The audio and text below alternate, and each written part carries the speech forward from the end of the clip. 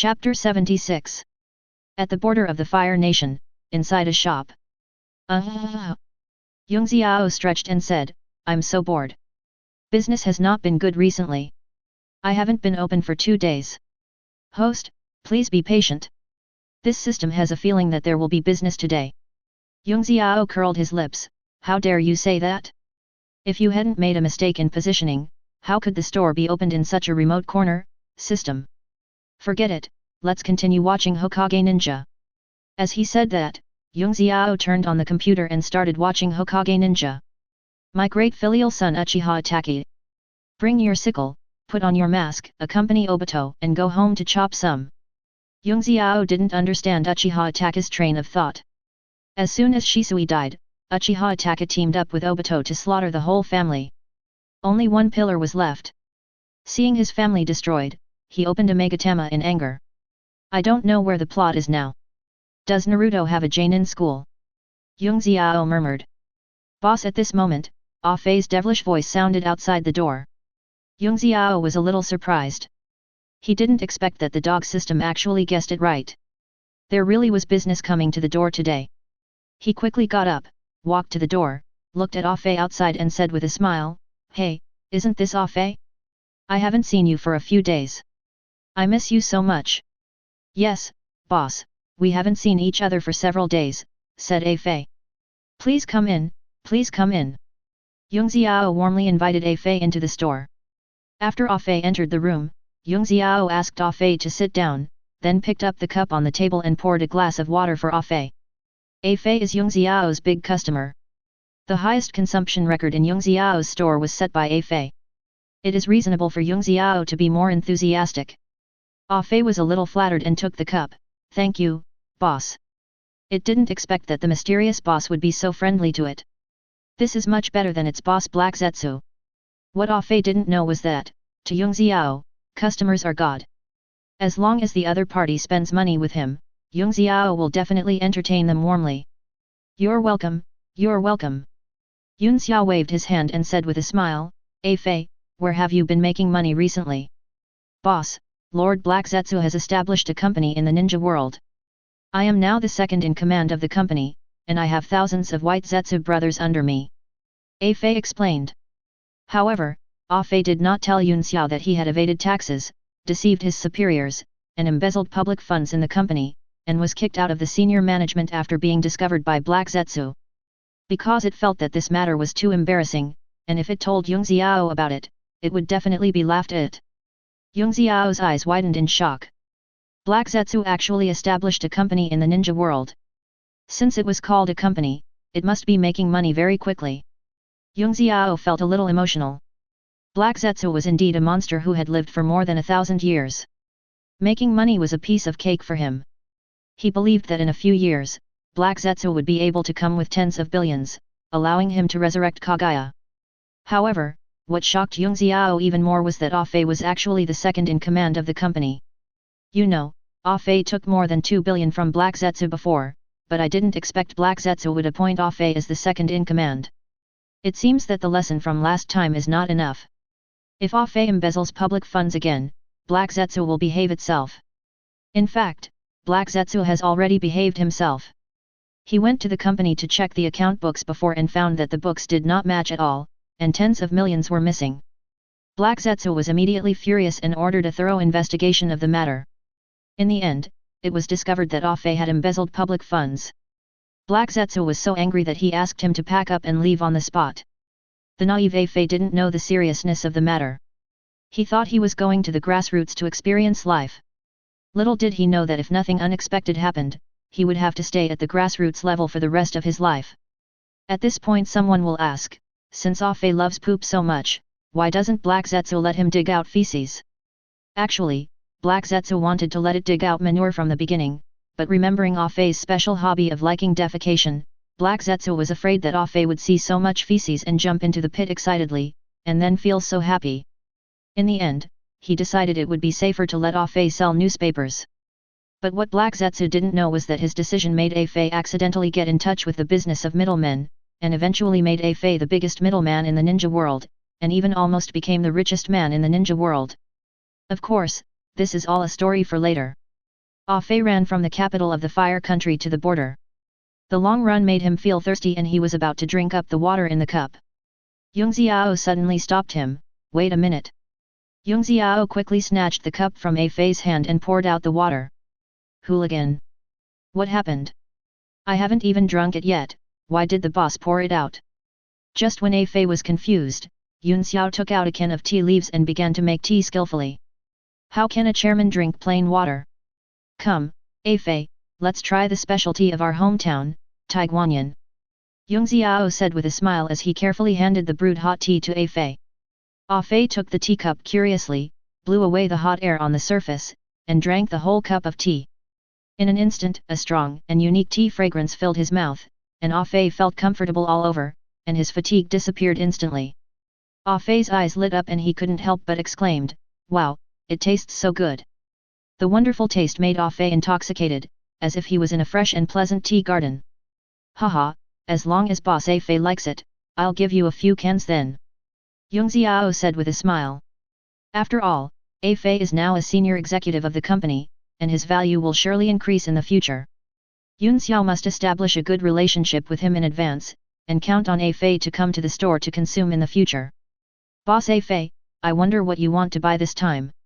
Seeing that the time was almost right, Yung Xiao went straight to the point. Hearing this, Ah Fei scratched his head, not knowing how to explain for a moment. Yung Xiao was not in a hurry when he saw this. He picked up the teacup and started drinking. Boss, do you have anything here that can help a man regain his virility? Ah Fei thought for a long time and didn't know how to explain, so he asked according to what the fat man asked. Cough cough cough. Yung Xiao didn't expect Ah Fei to say something so shocking.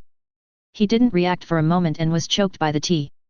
It took Yung Xiao a long time to recover. He looked at Ah Fei who was sitting opposite him with a look of disbelief on his face. White Zetsu actually has that function. That shouldn't be the case.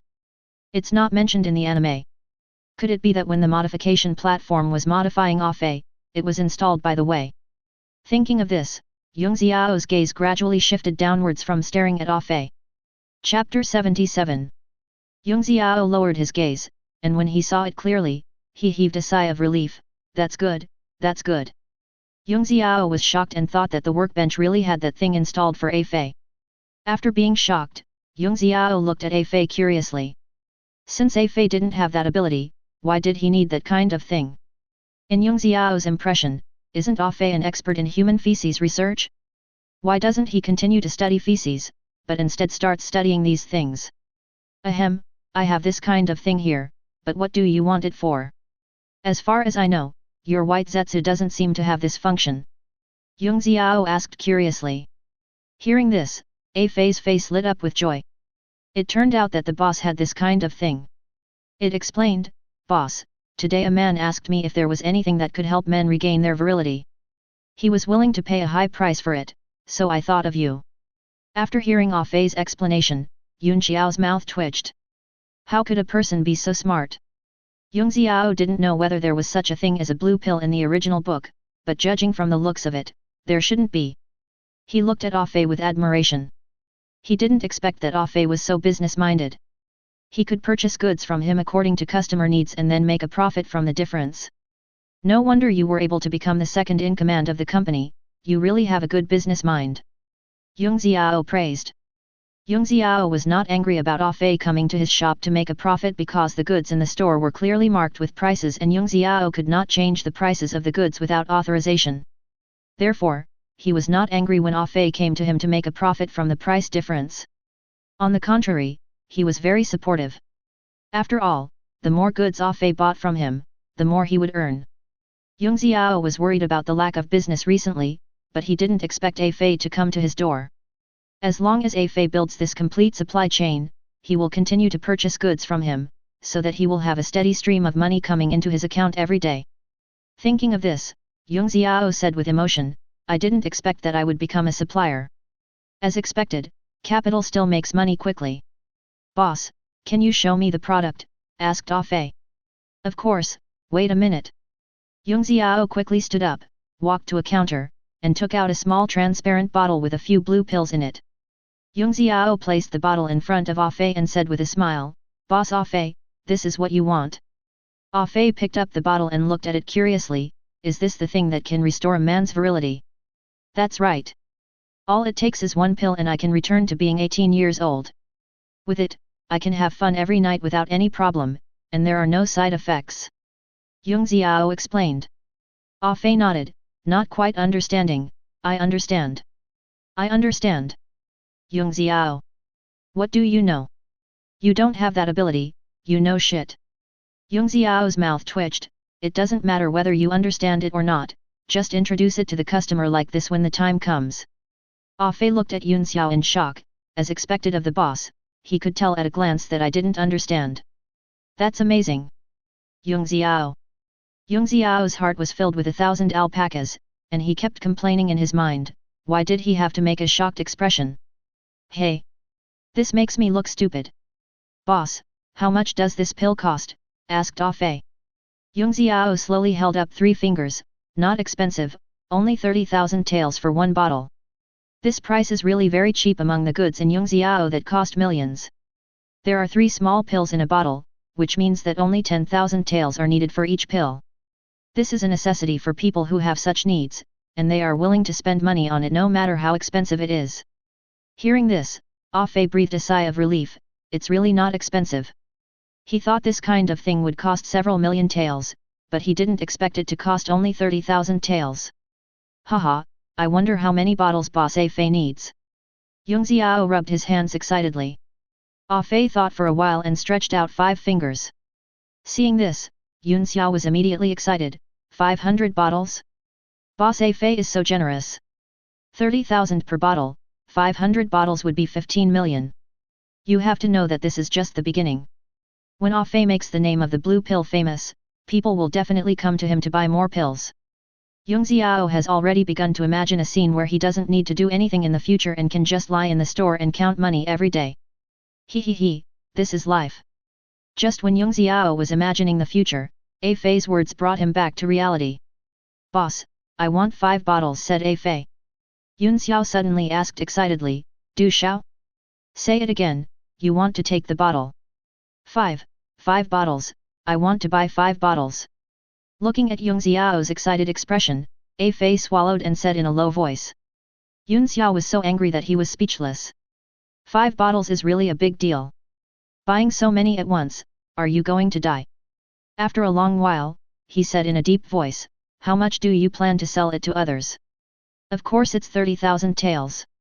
After all, I bought it from you for 30,000 taels. Ah Fei said.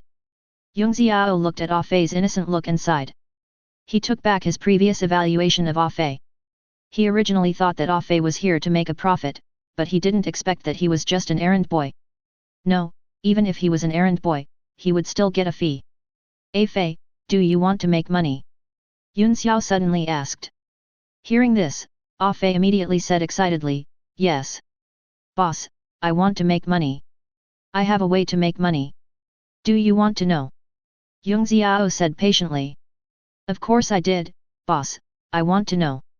Seeing Ah Fei's excitement, Xiao nodded with satisfaction. He pointed at the small blue pill on the table and said, this bottle is 30,000 taels, right? Ah Fei nodded obediently, yes, it's 30,000 taels. You bought it from me for 30,000 taels, and you can sell it to someone else for 100,000 taels. Hearing Xiao's words, Ah Fei opened his mouth in shock. Is there such a thing? He looked at Xiao with admiration. He is indeed the boss. He is so smart. But then, Ah Fei hesitated again, boss, isn't this a bit unscrupulous? Conscience? How much is conscience worth? You have to know that making money is more important than anything else. Besides, my stuff is really effective and not fake. It's just a little expensive. If they think it's expensive, they can just not buy it. The boss is right, conscience is worthless, and I am not a human being, so I don't have a conscience at all. Ah Fei said excitedly. Hearing this, Xiao's mouth twitched.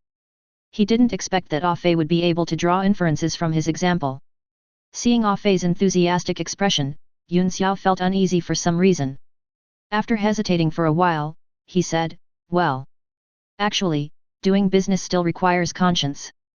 Xiao was really afraid that Ah Fei would do something against his conscience, such as breaking a pill into 3 pieces to sell in order to reduce costs. Chapter 78. Xiao stood up, patted Ah Fei on the shoulder, and said earnestly, "Ah Fei, you should know that you can earn money again if you lose it, but you can lose your conscience."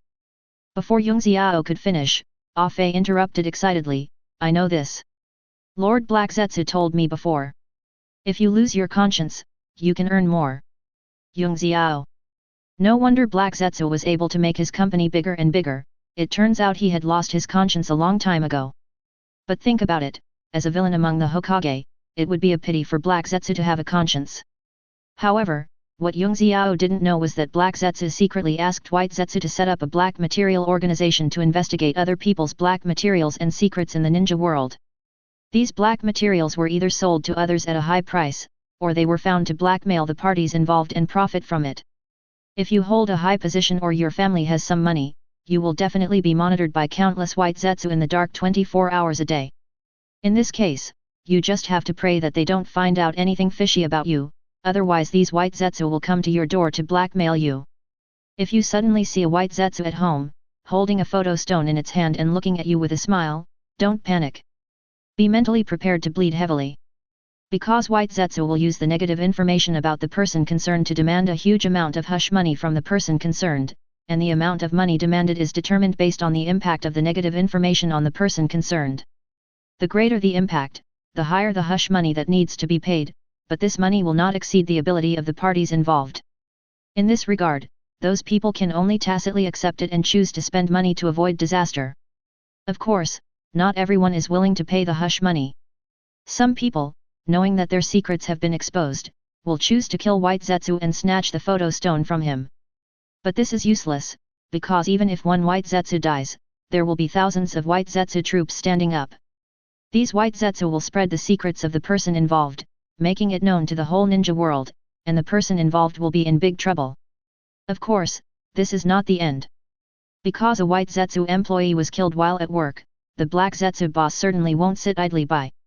At this time, the company's gold medal thugs, members of the Akatsuki organization, will come to ask for an explanation. After the Akatsuki organization takes action, the person involved will suffer the destruction of his family at the very least, and the death of the person at the worst. Black Zetsu first extorts money, then blackmails it. If that doesn't work, they send thugs to collect the money by force.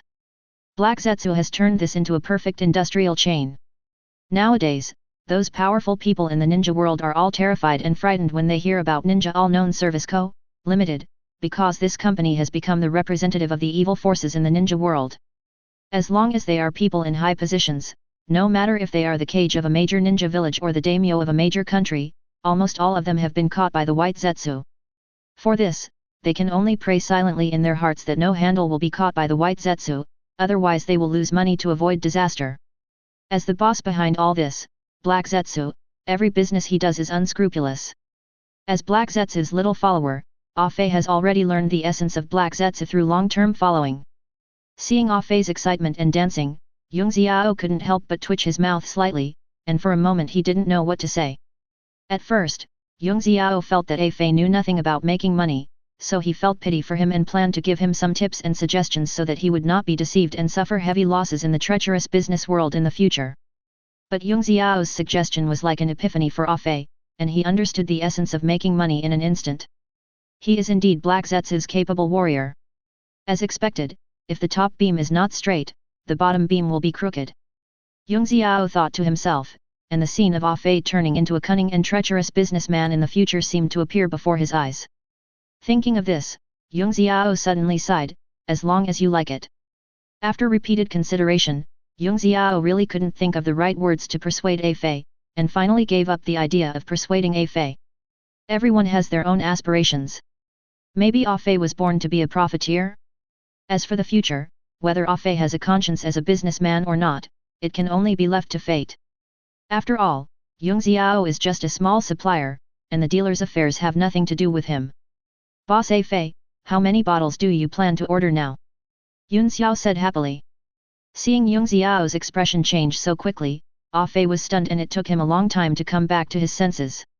He thought for a while, estimated the funds and property he had on hand, and then said, "Boss, Please give me 300 bottles first, so that I can see how effective this medicine is.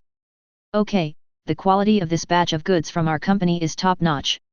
Once you use it once, you will definitely want to buy it a second time. Just wait for this medicine to become a bestseller. Yung Xiao said as he patted his chest hard as a guarantee. Hearing Yung Xiao's words, Ah Fei suddenly became excited and quickly responded, Boss, if the sales are good, I will definitely come again to purchase goods. Haha, I look forward to seeing Boss A Fei again. Yung Xiao said with a smile on his face, then turned around and started to get busy behind the counter. He carefully took out the small blue pills one by one. It took Yung Xiao a lot of time to take out all 300 bottles. Not only that, Yung Xiao also thoughtfully took out a few exquisite bags to put the pills in, and then enthusiastically handed the bags to A Fei. Boss A Fei, how much do you want for 300 bottles? However, A Fei waved his hand and answered generously, no need to order, I have absolute trust in you, boss. After that, A Fei reached out to take the bags, and at the same time took out a storage scroll from his arms and handed it to Yung Xiao without hesitation. Seeing A Fei being so decisive, Yun Xiao couldn't help but burst out laughing, and sincerely praised, haha, Boss A Fei is really a straightforward person. I wish you a prosperous business and a lot of money, and strive to overthrow Black Zetsu's company within 3 years. Hearing this, A Fei's eyes suddenly lit up and he said excitedly, yes, I already have a way to make money now, so I don't need to work for Master Black Zetsu anymore.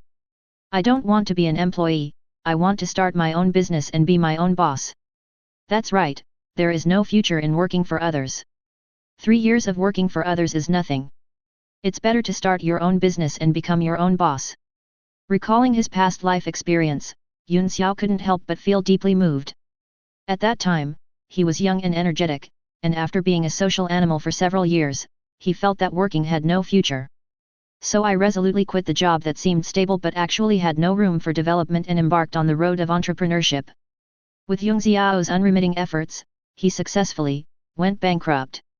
Not only did he lose all his savings, but he also owed a huge debt. He had no choice but to go back to the workplace and continue working to pay off his debts. Chapter 79. After hearing Yung Xiao's words, A Fei's heart felt like a storm and he couldn't calm down for a long time. At this moment, his mind was completely occupied by Yung Xiao's words, defeat Black Zetsu within 3 years. This sentence kept echoing in his head, making his blood boil and his fighting spirit high. Boss, don't worry. A Fei, will do my best and live up to your expectations. I will definitely build a company that is even bigger than Lord Black Zetsu's. A Fei's face flushed red and he shouted excitedly. Yung Xiao couldn't help but recall his miserable working life in his previous life. Those days where he worked hard all day but could barely make a living still make him feel a chill down his spine whenever he thinks about it. He looked at the ambitious A Fei in front of him, and felt a lot of emotion in his heart, as if he saw the self who also had dreams and was full of vigor.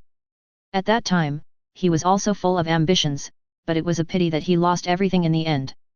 A Fei, listen to my advice. If you really want to do business, don't go to work. After doing business, your horizons will definitely be broadened, and your confidence will also be different, really. Yung Xiao said earnestly. I understand, boss. I will quit my job and start my own business when I get back. A Fei said seriously. Yung Xiao nodded in satisfaction, but he didn't say the next sentence. You can't owe so much money by working. However, deep down, he didn't think A Fei would face bankruptcy. After all the goods A Fei sold came from him. You know, the products produced by the system must be high quality. Once the little blue pill produced by the system is put on the market, it will definitely make A Fei a fortune.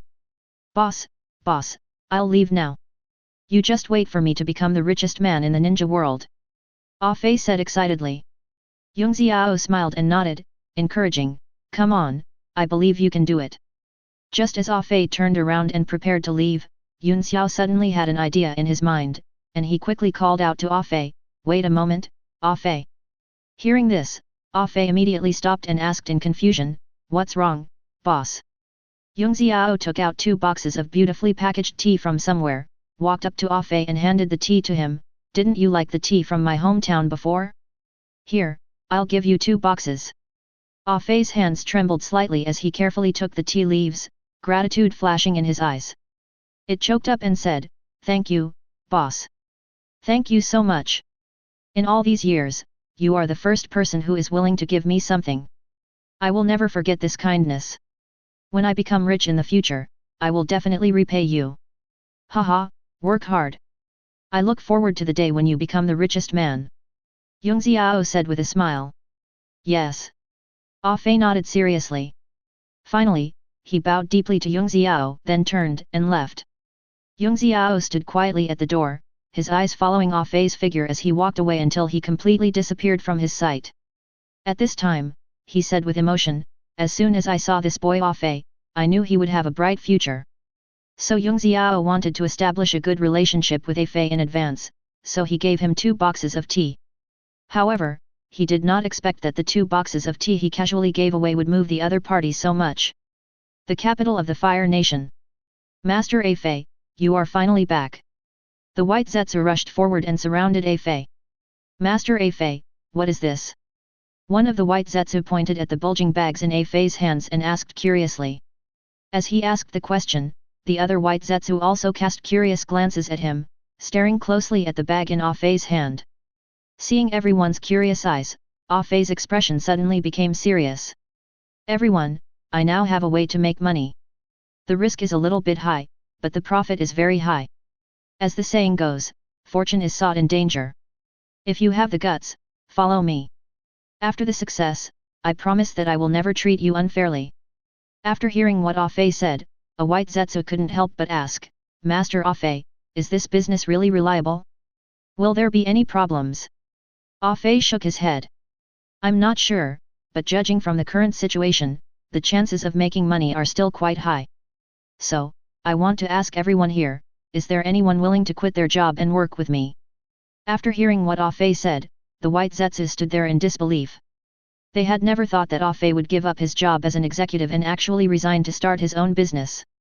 Seeing that they were hesitant, Ah Fei did not force them, "If you don't want to, forget it." At this moment, a white Zetsu suddenly stood up and said, "I am willing. Whoever wants to sell this newspaper can sell it.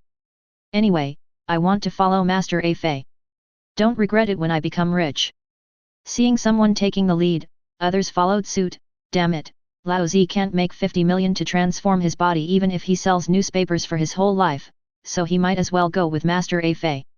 That's right, I'm quitting too. I've had enough of this miserable life. I want to make a lot of money with Master Ah Fei."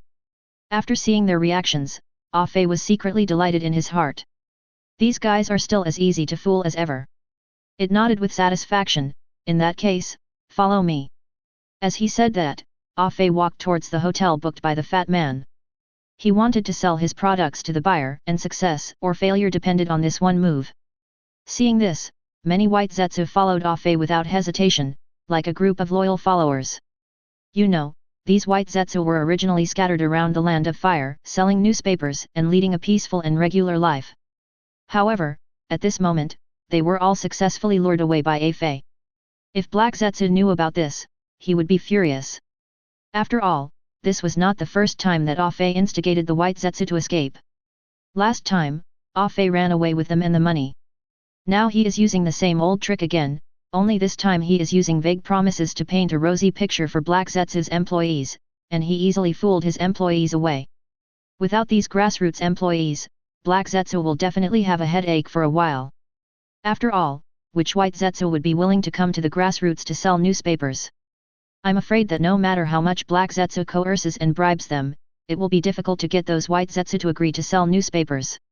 It must be said that Ah Fei is really good at agitating and mobilizing people's emotions. Perhaps this is Ah Fei's personal charm? Chapter 80. Outside the hotel. "Master Ah Fei, is the buyer you mentioned here?" a white Zetsu asked curiously. "Yes, this fat guy looks stupid and rich." Ah Fei said, "You just wait for my good news outside." After that, Ah Fei walked straight into the hotel. "Do you think Master Ah Fei can succeed?" "Of course. Lord Ah Fei was a senior executive of the company before. Although he has resigned now, his eyes are still there." "That's right, seeing that Lord Ah Fei is so confident, we should just wait and enjoy the good life with him." Inside the hotel, the fat man sat on the sofa, feeling anxious. Why hasn't Ah Fei come back in such a long time? I hope this company has something like this. My happiness for the rest of my life depends on it. As time went by, the fat man became more and more uneasy. Just then, Ah Fei's voice suddenly came from outside the door, I'm back.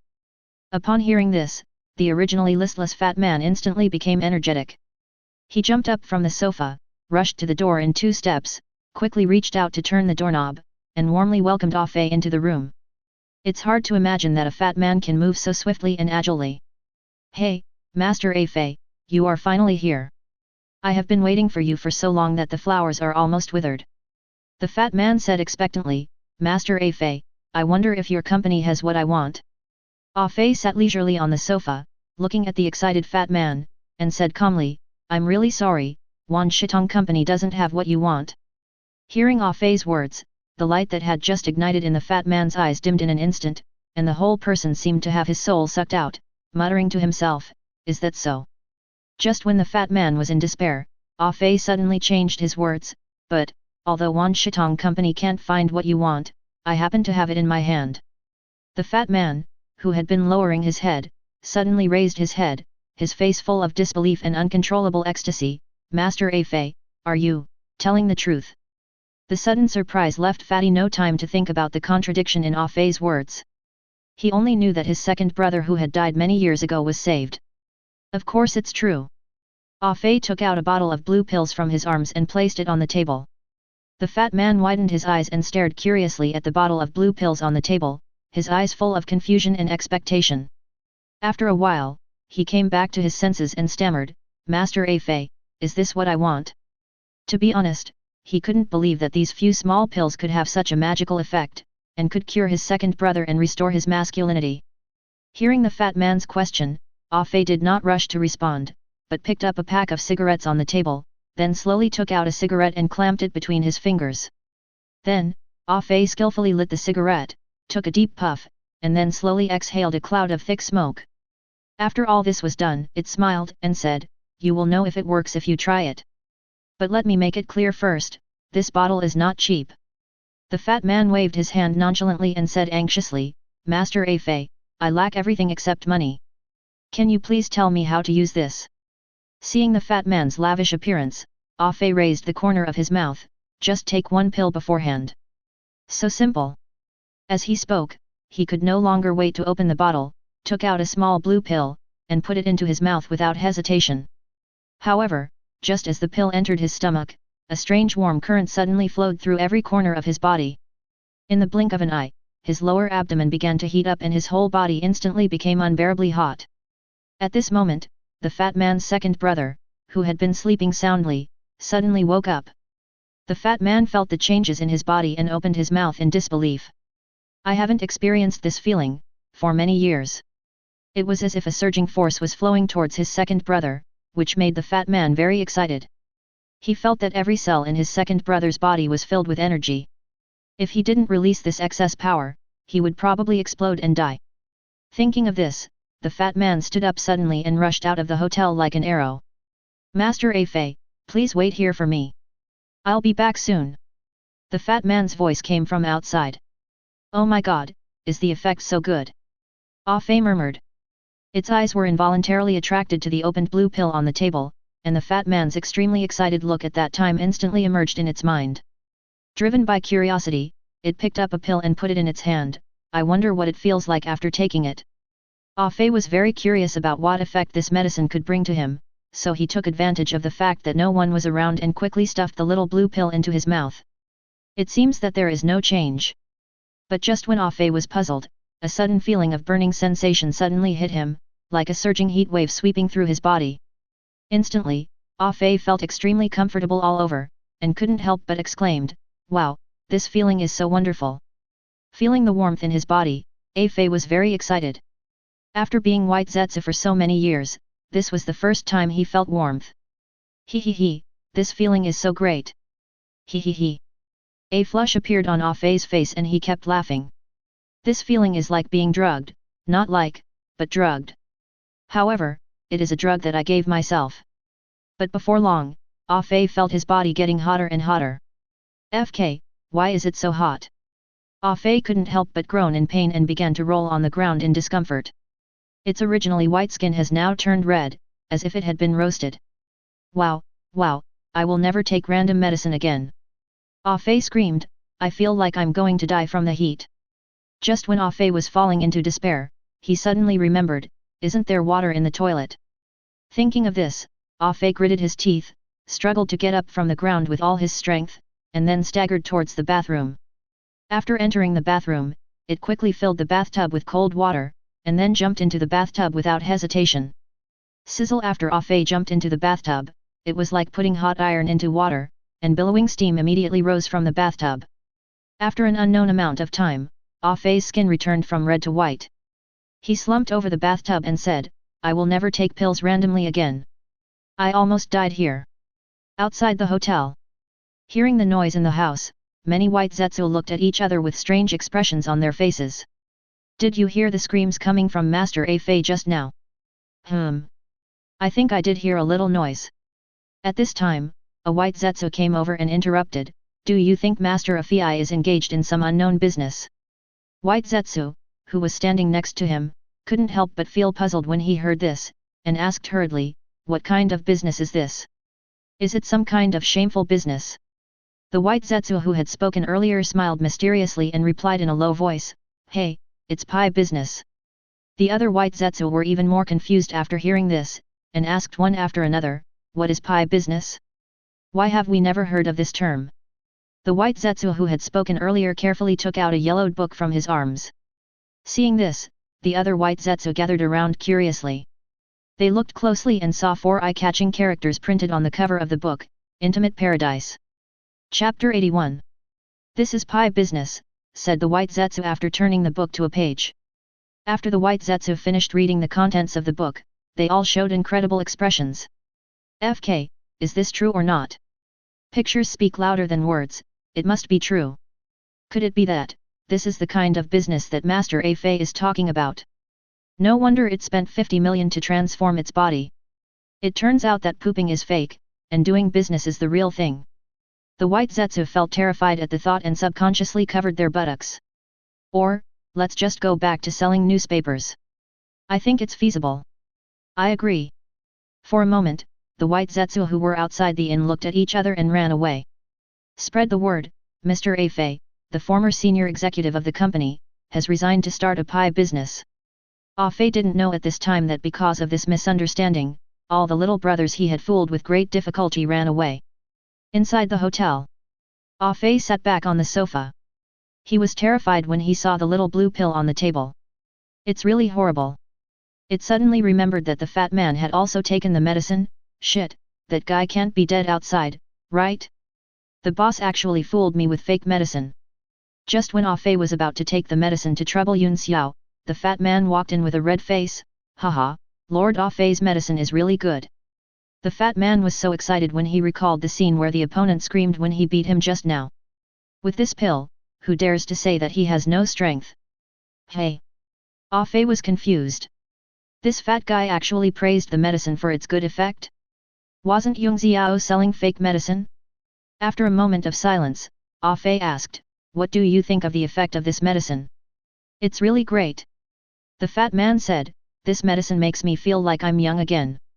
After hearing what the fat man said, A Fei was sure that the medicine Yun Xiao sold him was not fake. As for why he had such a strong reaction after taking it, he didn't know. Maybe it was because A Fei was not a human? Master A Fei, I want more of this medicine. How much is a bottle? The fat man asked excitedly. He saw a business opportunity in this magical little blue pill, and he had to order a large amount. The fat man's words pulled Ah Fei back to his senses. He rubbed his hands excitedly. Hey, one bottle costs 130,000 taels. I wonder how many bottles you want, boss. Hearing this, the fat man's eyes widened and he exclaimed, 130,000 taels a bottle? So expensive. He knew that this medicine was definitely not cheap, but he didn't expect it to be so expensive. You know, there are only 3 pills in a bottle, and they can only be used 3 times, so this is really a lot of money. Ah Fei frowned slightly, picked up a cigarette from the table and put it in his mouth. Boss, 130,000 taels is really not expensive. You also know the effect of this medicine. It has a lot of natural treasures added to it to achieve this effect. The fat man sighed and said with a bitter face, Master Afei, the effect of the medicine is indeed very strong, but 130,000 taels for 3 pills is really too expensive. How about 90,000 taels for a bottle? Afei lit up the cigarette and took a puff. Boss, the cost of my medicine is really high. I barely make any profit from selling it for 90,000 taels. After hearing what Afei said, the fat man was silent for a long time before he said, Master Afei, if I want to order in large quantities, how much are you willing to sell per bottle?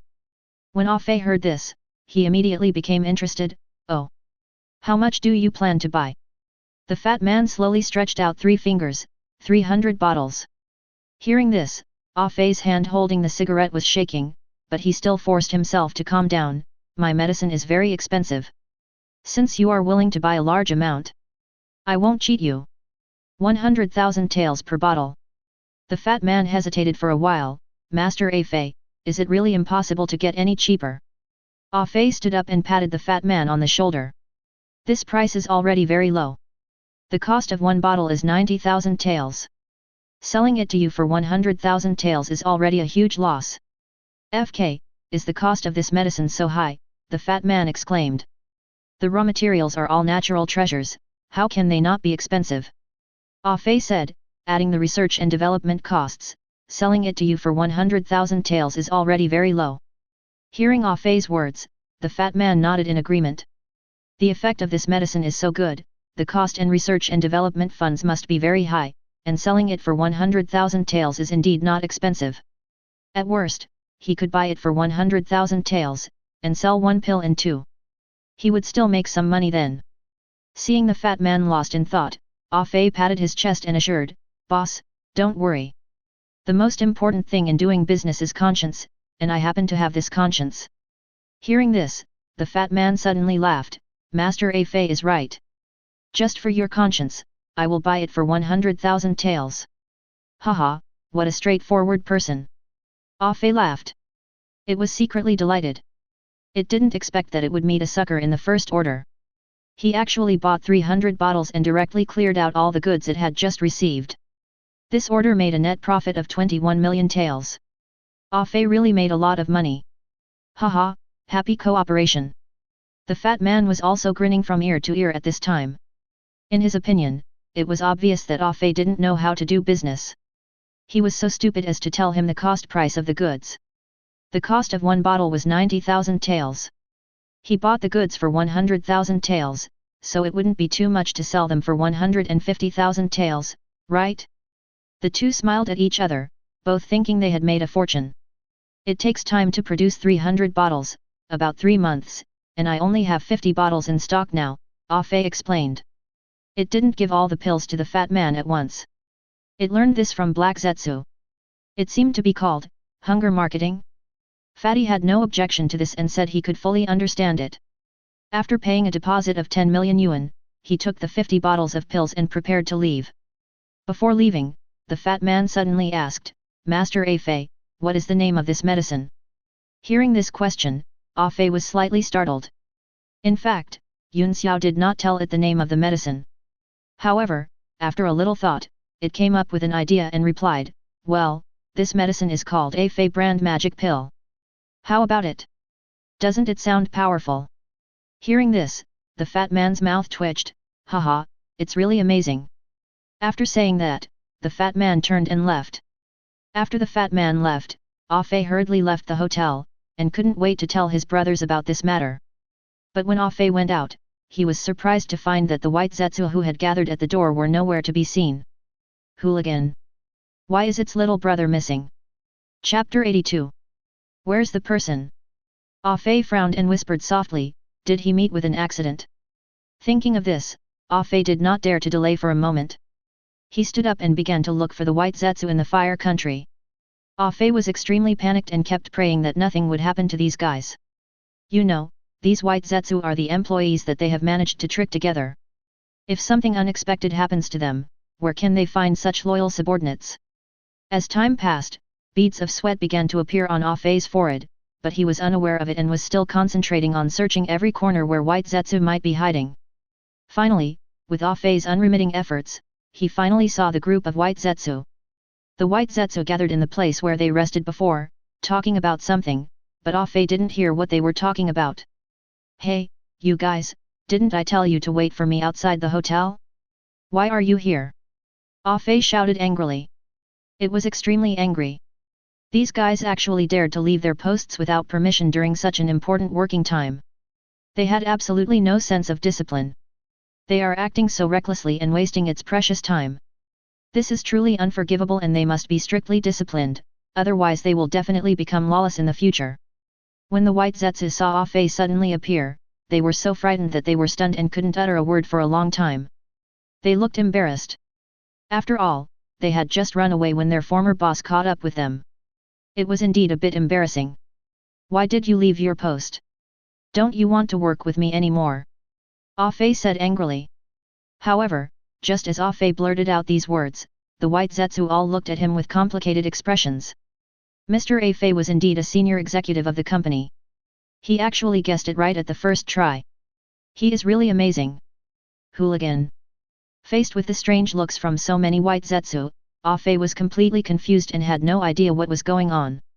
It looked confused. What kind of expression was that? I was just questioning it. Why was it looking at it like that? What do you mean by that? Why are you staring at me with such weird eyes, you assholes? Ah-Fei said angrily. After a long while, someone from the silent white zetsu finally broke the silence.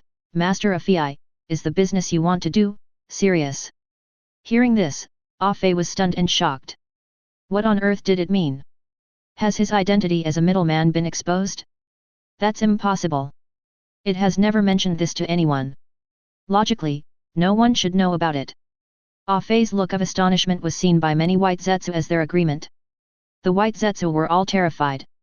Who could have thought that Ah-Fei, who always talked about leading everyone to get rich, actually wanted them to make money by selling their bodies? Although it's indeed not very serious, the profit is quite considerable, ha ha ha. Ah-Fei mistakenly thought that his secret of being a middleman had been exposed, so he could only scratch his head and force a smile to explain. As soon as these words were spoken, all the white zetsu trembled violently, and expressions of extreme fear appeared on their faces at the same time, as if they had seen the end of the world. Oh my god! Lord A-Fei not only did not feel ashamed, but he even talked about it with great relish, which really made Ju feel terrified. You know, they are white zetsu, not humans. Seeing the fearful expressions on the faces of the white zetsu, Ah-Fei was confused. What happened? Why were they looking at him with fear? What's with that look on your face? Stop wasting time. I have a big deal here. Come with me. Ah-Fei urged. Hearing this, the white zetsu stood still without moving. Seeing this, Ah-Fei got really angry. You bastards, don't you want to do this anymore? Master A-Fei, we are the white zetsu. You should seek help from someone else. That's right, Master A-Fei, this kind of business is not suitable for me. I think selling newspapers is good now. Master A-Fei, thank you for your kindness, but unfortunately we are not worthy of it. Ah-Fei was so angry that he was shaking all over, but a mocking smile appeared on his face. Okay, okay. That's great. You must remember every word I said today. Look at your behavior, you are just a pile of mud that can never be lifted up. You are destined to stay at the bottom of society and make a living by selling those tattered newspapers. Its eyes were as sharp as torches as it stared fiercely at the group of white zetsu in front of it, as if it wanted to use its eyes to carve their appearance deeply into its mind. Seeing Ah-Fei's angry look, the white zetsu subconsciously shrank their necks. You ungrateful people, you'd better not regret your decision. Even if one day in the future, you kneel down and beg me, I will never be soft-hearted, let alone forgive the mistakes you have made. Ah-Fei pointed his finger directly at the white zetsu, his voice becoming a little hoarse with anger. As soon as he finished speaking, Ah-Fei turned around abruptly and never looked at these white zetsu again. Ever since Ah-Fei discovered this way of making money by earning the difference between prices as a middleman, he did not want to monopolize it alone. On the contrary, he first considered his partners who had worked with him. These partners were doing the lowest level jobs in the company, constantly being exploited, and their lives were predictable. Therefore, A-Fei wants to take his companions away from the unscrupulous company Black Zetsu and invite them to follow him to work hard for the career together. Unfortunately, what Ah Fei never expected was that these guys who once vowed to follow him actually changed their minds at the last minute and stabbed him in the back without mercy. This act of betrayal made Ah Fei very disappointed and he felt extremely uncomfortable. The pain was simply indescribable. Is this what it feels like to be betrayed? Ah Fei murmured, covering his chest. It originally wanted to take its companions to make a lot of money, but unfortunately no companion was willing to follow it that day. In the setting sun, Ah Fei's back as he left alone looked particularly lonely.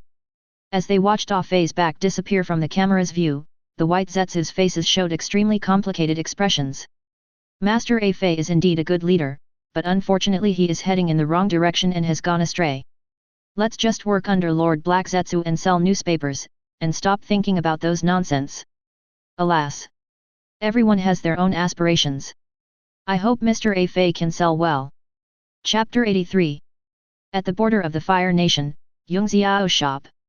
He, Hokage Ninja is really so good looking. Yung Xiao said excitedly while sitting in front of the computer. It's a pity that Obito and Nagato are unwilling to sell their eyes to me, otherwise I could experience what it feels like. Yung Xiao sighed. Welcome. Just then, the sensor doorbell rang. Yung Xiao knew that a guest had arrived, so he quickly stood up and walked over. When he saw who it was clearly, he was a little surprised. Boss Ah Fei, why are you back again? Yun Xiao asked curiously. After all, Ah Fei had just been away for half a day, how come he came back so soon? Ah Fei smiled and said, Boss, your product is so good that it sold out so quickly. Give me another 300 bottles. Hearing this, Yung Xiao was stunned. He didn't expect that Ah Fei would sell out all the blue pills in such a short time. It seems that this thing has a huge market in the ninja world. Haha, Boss Ah Fei, please take a seat. I'll go get the goods for you right away. Yung Xiao hurriedly pulled Ah Fei to sit down, poured him a cup of tea, and then went to the counter to get the small blue pill. Ah Fei took out a cigarette, lit it, and sat in his seat smoking silently. Boss Ah Fei, your goods are ready. Yun Xiao said happily. When he saw Ah Fei looking worried, he was stunned. What happened to Ah Fei? Was he cheated in business? Yung Xiao sat opposite Ah Fei and asked nervously, Ah Fei, what happened to you? Ah Fei is Yung Xiao's big customer, so he must not get into trouble. Otherwise, who will come to spend money with him? Boss, I've been betrayed. Ah Fei said in a hoarse voice. Hearing this, Yung Xiao's expression froze. Could it be that Ah Fei's men ran away with the money? Just like Ah Fei ran away with Black Zetsu's money. Thinking of this, Yung Xiao's mouth twitched. It seemed that Ah Fei was getting his comeuppance. Can you tell me in detail what happened exactly?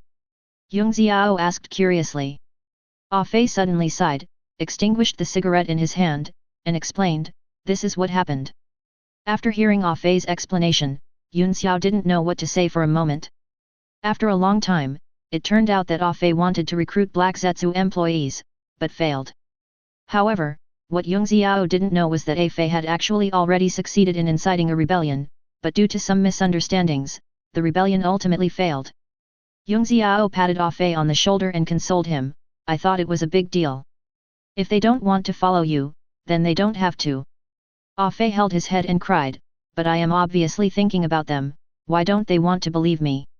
What's the big deal?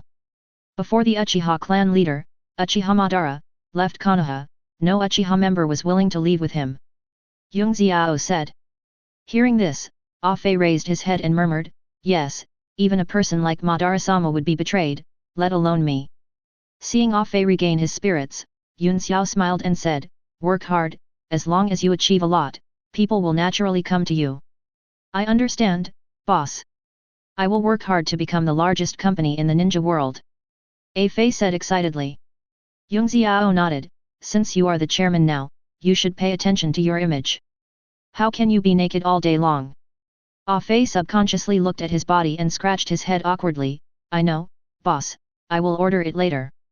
How can the clothes outside be as good as mine? Yung Xiao took out a black suit and introduced it, you are the president now. As the saying goes, clothes make the man, and only a suitable suit can reflect your status. Ah Fei nodded in agreement. He knew that the clothes of rich people were very gorgeous, and one could tell at a glance that he was rich. Come on, President, try them on. Xiao quickly handed the clothes to A Fei and helped him put them on. President, this suit really suits you. It gives you a different feeling when you put it on. Xiao praised. Really? A Fei asked in surprise. Of course. When you wear this suit, others will know that you are the boss of a big company, worth billions. Ha ha ha, boss, how much is this suit? I'll buy it. Ah Fei was flattered by Xiao and said with a smile. This suit doesn't cost 998, it doesn't cost 888, it only costs 88. Xiao said excitedly, you won't get hurt if you buy it for 88, you won't get cheated if you buy it for 88, and you can buy a high-end suit for 88. 88, tails? Ah Fei asked doubtfully. Xiao rolled his eyes and said with a smile, this is a high-end custom-made model from Italy, the price is 880,000 taels. FK, it's so expensive, exclaimed Ah Fei. 88,000 taels can buy 30 bottles of blue pills. Wouldn't it be crazy to use it to buy a set of clothes? How is it expensive? This is made of the best materials. I bet you can't find such a high-quality suit in the entire ninja world. 880,000 is really not expensive. Xiao continued, and this is a symbol of status. When you wear this dress and go to work with others, they will definitely trust you more after seeing the price of this dress. After being fooled by Xiao, Ah Fei was obviously tempted, but he was a little hesitant, but boss, even if I buy it, they don't know the price of this dress. That's easy. Xiao took out a label and pinned it on the chest of his suit. He took out a pen and wrote the price on the label. Isn't this solved?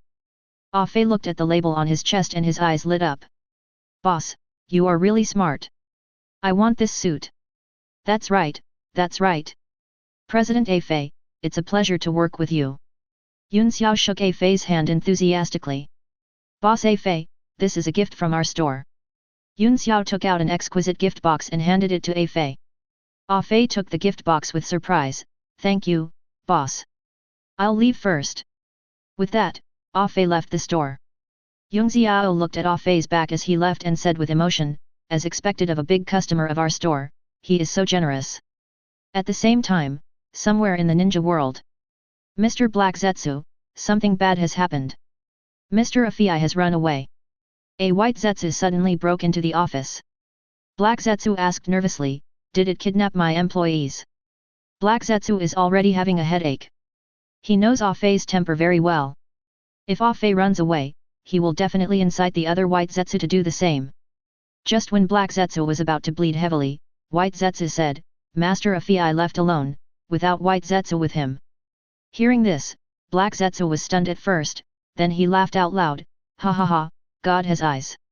Pass the order down, from now on, completely ban Ah Fei. If other companies dare to accept Ah Fei, they are going against us. Black Zetsu sneered, A Fei, I'm going to let you know what will happen if you betray me. P.S. I wish all readers a happy Mid-Autumn Festival and a happy family reunion. Chapter 84. After hearing what Black Zetsu said, White Zetsu, who was in charge of delivering the message, was stunned for a moment. Master Black Zetsu, are you sure you want to do this? What? Do you think there's something wrong with my decision? Black Zetsu narrowed his eyes slightly and asked in a cold tone. Feeling Black Zetsu's oppressive gaze, White Zetsu broke out in sweat on his forehead and his body trembled uncontrollably. It stammered, Black Zetsu-sama. I don't dare. The White Zetsu in front of him was one of the ones who had their bodies transformed by Xiao. Because it knows that everything it has is given by Ah Fei, it is very loyal to Ah Fei. But after learning about Black Zetsu's decision, it was extremely shocked and couldn't help but ask back. Unexpectedly, its words caused dissatisfaction from Black Zetsu. Humph, since you have no objection, why don't you spread the news quickly? Black Zetsu shouted harshly. Yes, sir. I'll do it immediately. White Zetsu didn't dare to delay any longer and turned around and ran out of the office.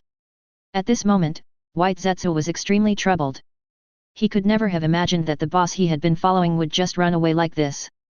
So what should these little brothers do next? It kept complaining to Ah Fei in its heart, asking why he didn't tell them when he left. If he had told them, they would have followed Ah Fei without hesitation. White Zetsu walked out of the office door with a heavy heart, and before he had time to catch his breath, he was surrounded by a dozen White Zetsu with the same anxious expressions.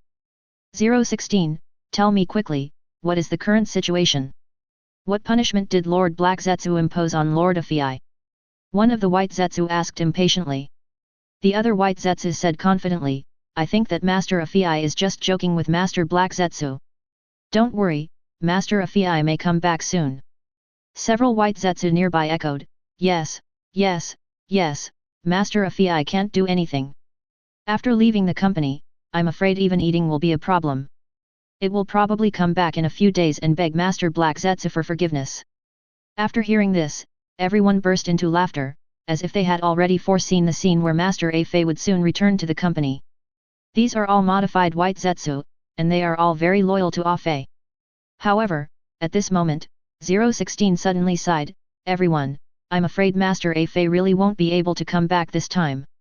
Hearing this, many white Zetsu were stunned, and one of them shouted, 016, stop joking with us, this joke is not funny at all. That's right, you better tell us the punishment of Master Afei as soon as possible.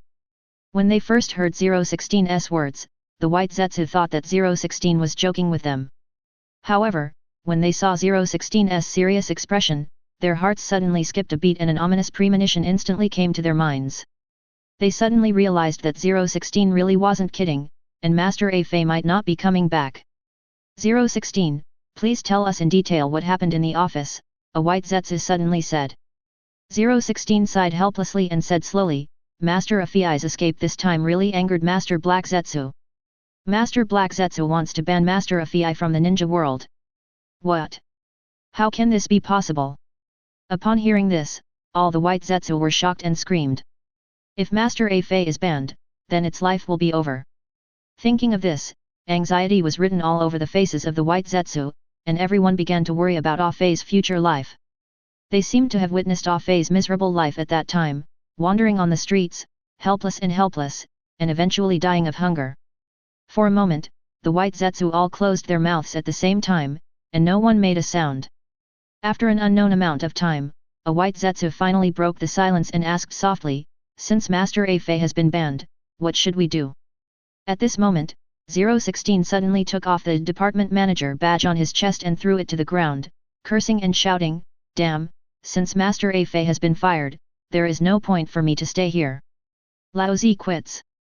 Seeing 016's actions, the white Zetsu's eyes lit up, and they all agreed with 016's approach. That's right. If Mr. Afei is really banned by the company, then what's the point of us staying in this crappy company? That's right. If it weren't for Master Afei, how could we have chosen to join this company? Now that Master Afei is gone, we should withdraw quickly. Many white Zetsu gathered together, whispering, and they kept nodding their heads in support of 016's decision. Looking at his companions who responded positively, 016 nodded with satisfaction, if the company loses the leadership of Master Afei, it will have no value and meaning. Damn Black Zetsu, there is no way they can lead us to glory. I'm going to go find Master Afei now. And then I'll create a company with Master Afei in it. Before he finished speaking, 016 turned around and left without hesitation.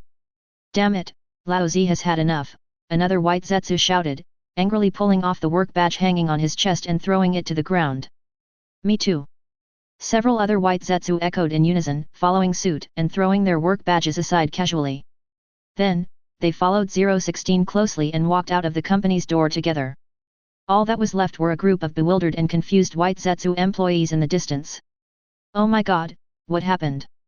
Why did all the supervisors just quit? Perhaps it's because I can't stand the oppression of Black Zetsu-sama anymore.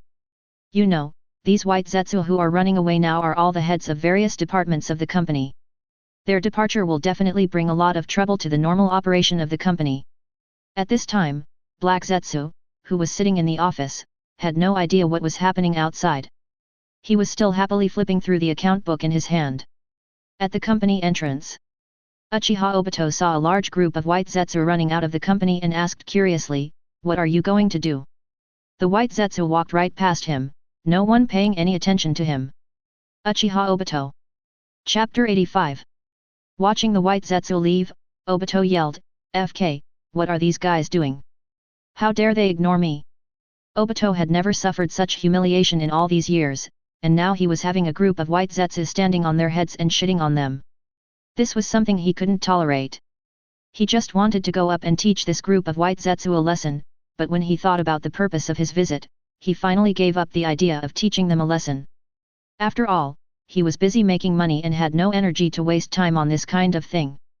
The purpose of his visit to Black Zetsu this time was to get him to work with him, because the two of them hadn't been to work for several days. 5 days ago, just after the two of them finished a business deal, Black Zetsu suddenly asked for a few days off because he wanted to open a company in the ninja world. In this regard, Obito was very dissatisfied with Black Zetsu's behavior of wasting time, but he did not say anything on the surface. Obito felt that Black Zetsu was having unrealistic fantasies again. He thought that Black Zetsu's company could not be run at all. Even if it was run, it would not make money. Even if it made money, it would not be much. Starting a company not only wastes time and energy, but building a company also wastes a lot of money and manpower, and you may not necessarily make money. Obito did not quite agree with Black Zetsu's decision. In his opinion, it would be better for Black Zetsu to just be a thief with him in the ninja world. But Black Zetsu didn't listen to his advice at all and insisted on opening a company, so Obito had no choice but to agree. Thoughts returned to the present. Obito was a little stunned when he saw the magnificent building of the company. He said in shock, "FK, how much money does it cost to build a company like this? Black Zetsu is really willing to spend money. He will be honest when he goes bankrupt." With that, Obito walked into the company. "Hello, welcome to Ninja World All-in-One Service Co., Limited, what may I do for you?" A white Zetsu saw Obito coming in and asked enthusiastically. "Ninja World All-in-One Service Co., Limited? The name sounds very high-end, but I wonder if it can make money." Obito murmured. He felt that Black Zetsu's company would not last long. Even if it was making money now, it would only be a small profit and not much. "Excuse me, is there anything you need?" White Zetsu asked again. "I'm looking for Black Zetsu," said Obito. "Hello, do you have an appointment?" asked White Zetsu. Hearing this, Obito was stunned. Black Zetsu actually even took the appointment method? If you didn't know, you would think his company was very big. There is no appointment. You tell me where he is and I will go there myself. I'm sorry, but you can't see the chairman without an appointment. Obito's forehead veins popped up, and he suddenly activated the Sharingan and said coldly, "I'll ask you again, where is Black Zetsu?" Seeing Obito's Sharingan, White Zetsu finally reacted, "So you are Lord Obito. The chairman is upstairs, I'll take you there right away." As he said that, White Zetsu happily led Obito upstairs. Obito snorted and followed. Outside Black Zetsu's office. "Master Obito, Master Black Zetsu is inside. I will leave first." Obito ignored White Zetsu and opened the door to the office and walked inside. The office door suddenly opened. Black Zetsu frowned and shouted, "Didn't I tell you to knock before coming in?" "Hey, Black Zetsu, I haven't seen him for a few days. Are you so arrogant now?" Obito said. Hearing this, Black Zetsu raised his head and said with a smile, "It's Obito-kun, please take a seat." Obito didn't hesitate to sit down opposite Black Zetsu, silently looking at the decoration of the office. Obito was a little shocked. This decoration didn't look cheap. It seemed that Black Zetsu had really made a lot of money during this period. "Obito-kun, what do you want to talk to me about this time?" Black Zetsu said as he picked up a cigar and put it in his mouth. Obito frowned. He always felt that Black Zetsu seemed to have changed, becoming a little arrogant. "You've been resting for 5 days, why don't you start working?" Obito said coldly. Black Zetsu slowly lit up his cigar and said with a smile, "Oh, you're talking about this, I've retired from this business now." "Obito." He scratched his ears subconsciously and said in disbelief, "What did you just say? You're quitting?" Black Zetsu took a puff of his cigar. "The market is not good right now. I can't steal much money. I might as well quit smoking." "How are you going to make money if you quit? Are we going to rely on this crappy company of yours to make money?" Obito said disdainfully. Facing Obito's ridicule, Black Zetsu threw the account book on the table in front of Obito and sneered, "Haha, sorry. My company made 100 million in 3 days." Hearing this, Obito's pupils shrank sharply. He quickly picked up the account book and began to read it. When he saw the contents clearly, he suddenly stood up and said, "Impossible, you must have cooked the accounts." Black Zetsu was very satisfied with Obito's reaction. He said cheerfully, whether it is fake or not, you must know it in your heart. I have calculated that my company's annual turnover can reach 8 billion. Who would be willing to steal from you if they can make so much money? Obito had a complicated expression, he really didn't expect that Black Zetsu's company could achieve this. It was originally just a small business, who would have thought that it could really make a lot of money? He felt extremely depressed. Seeing Black Zetsu succeed was even more painful than killing him. Obito-kun, being a thief is not as profitable as starting a company. When you mocked me, did you not expect this day to come? Black Zetsu mocked Obito. He did have some regrets. He should have started a company with Black Zetsu earlier. Unfortunately, it was useless to say anything now. Haha, we worked hard for several days, but we didn't earn as much as I did yesterday. Black Zetsu said, remember that time when we sneaked into Tsuchiki's office and were discovered by Onoki, we were almost blasted into pieces by his dust release. Black Zetsu said so much, just to imply that Obito had no future as a thief in the ninja world, and it would be better to be a chairman. Are you really planning to retire? Obito gritted his teeth. Of course. Being a thief is the lowest level job. If you get caught by accident, you'll just be beaten to death. Black Zetsu said with a smile. Obito had had enough of Black Zetsu's sarcasm. Since you're willing to quit, then forget it. I'll do it myself. With that, Obito turned and left. Haha, Obito-kun, take care. I hope you don't get caught and beaten to death. Black Zetsu said with a smile. After Obito walked to the door, he suddenly turned around and looked at Black Zetsu, I hope you hide your money well, and don't let me find it. After that, Obito left. Hearing this, the smile on Black Zetsu's face froze. Chapter 86. Konoha Village, Commercial Street. A stern-faced Uchiha boy was strolling leisurely in the commercial street.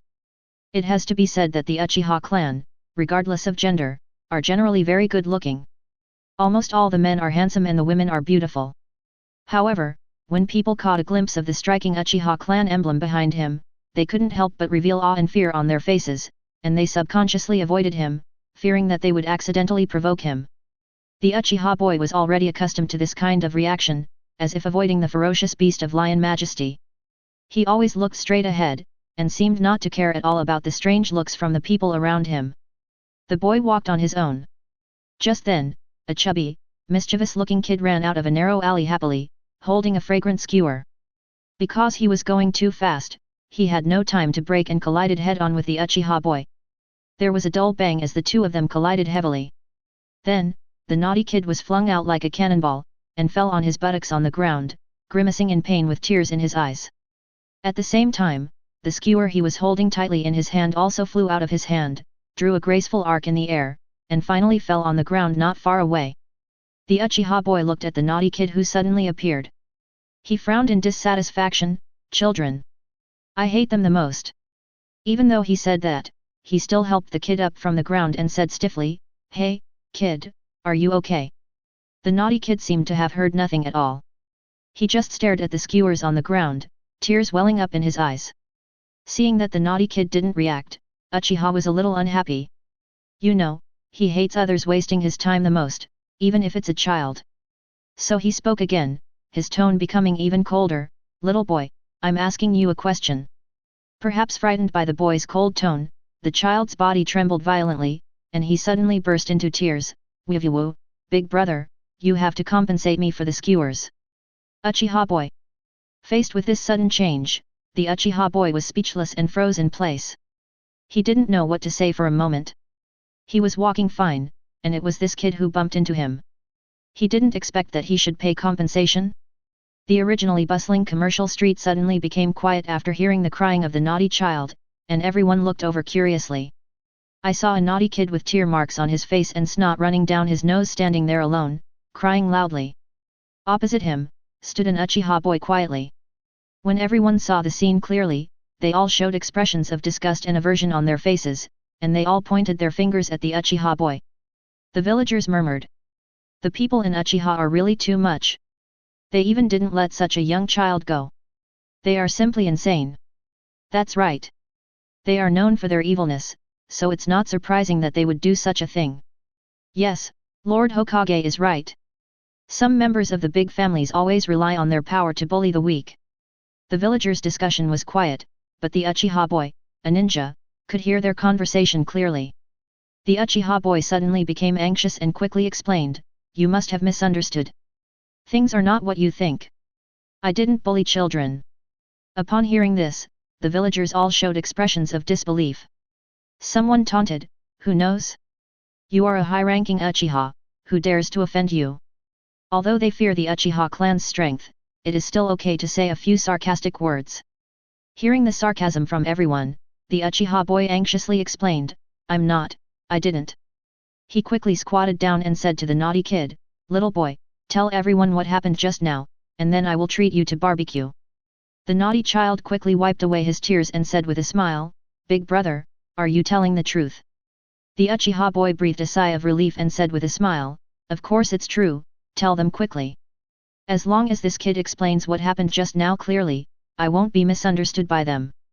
Seeing this, the villagers all turned their eyes to the naughty child, their eyes full of concern and curiosity, as if they all wanted to know the truth of the matter from the child. "Little boy, just tell the truth.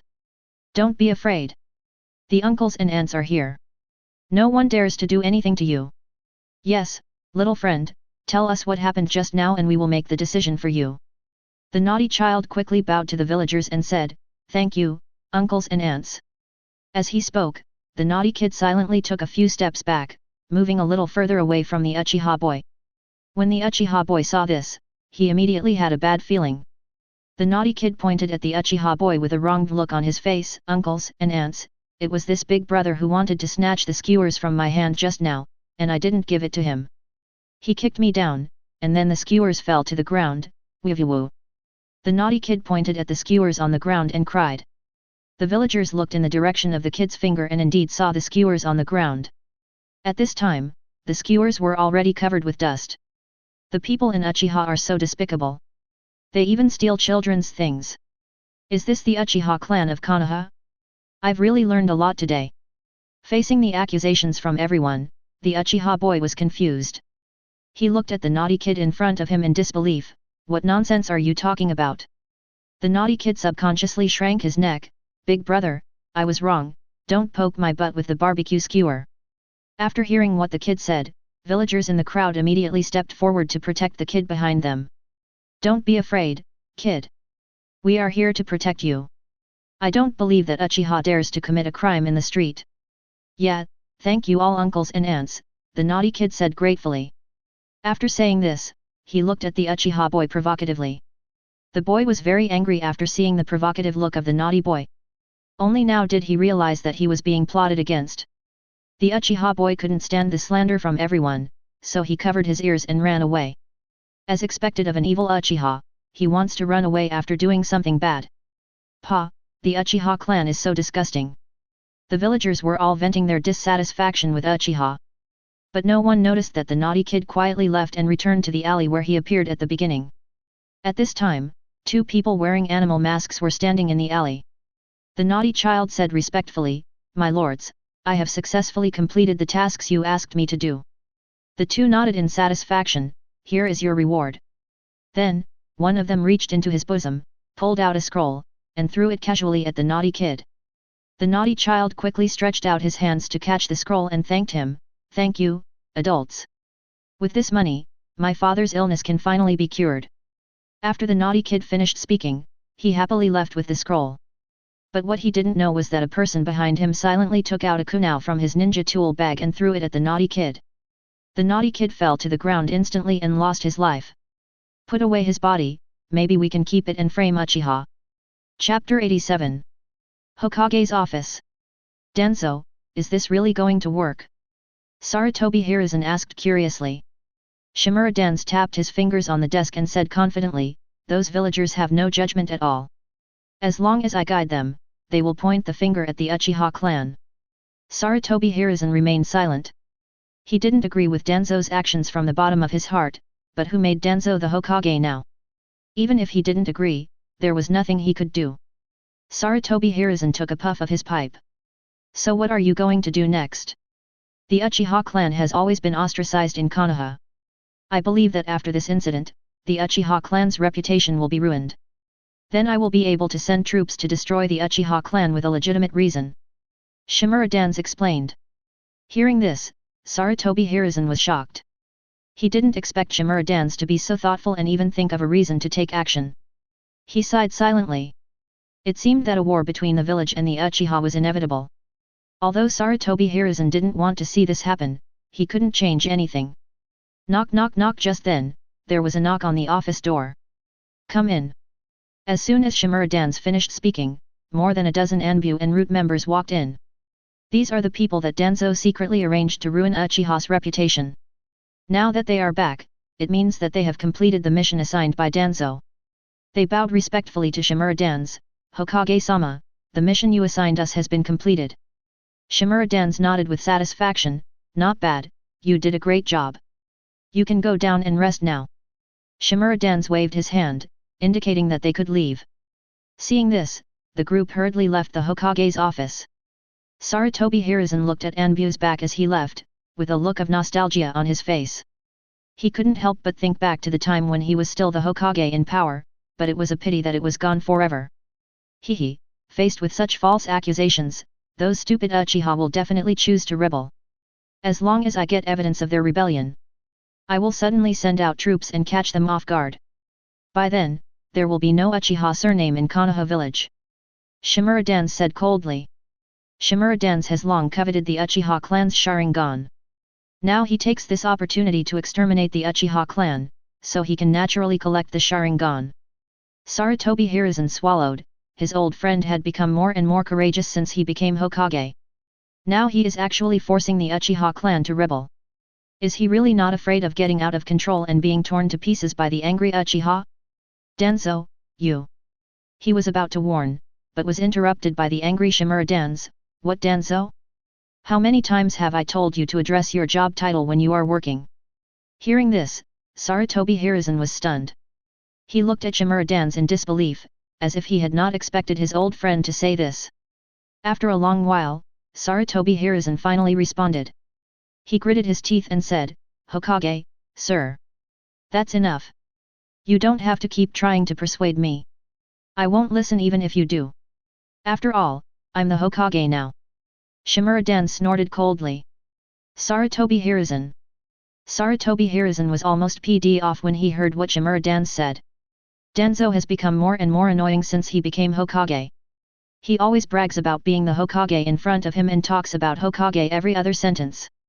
Sarutobi Hiruzen muttered, what's there to pretend? I was the Hokage for more than 30 years.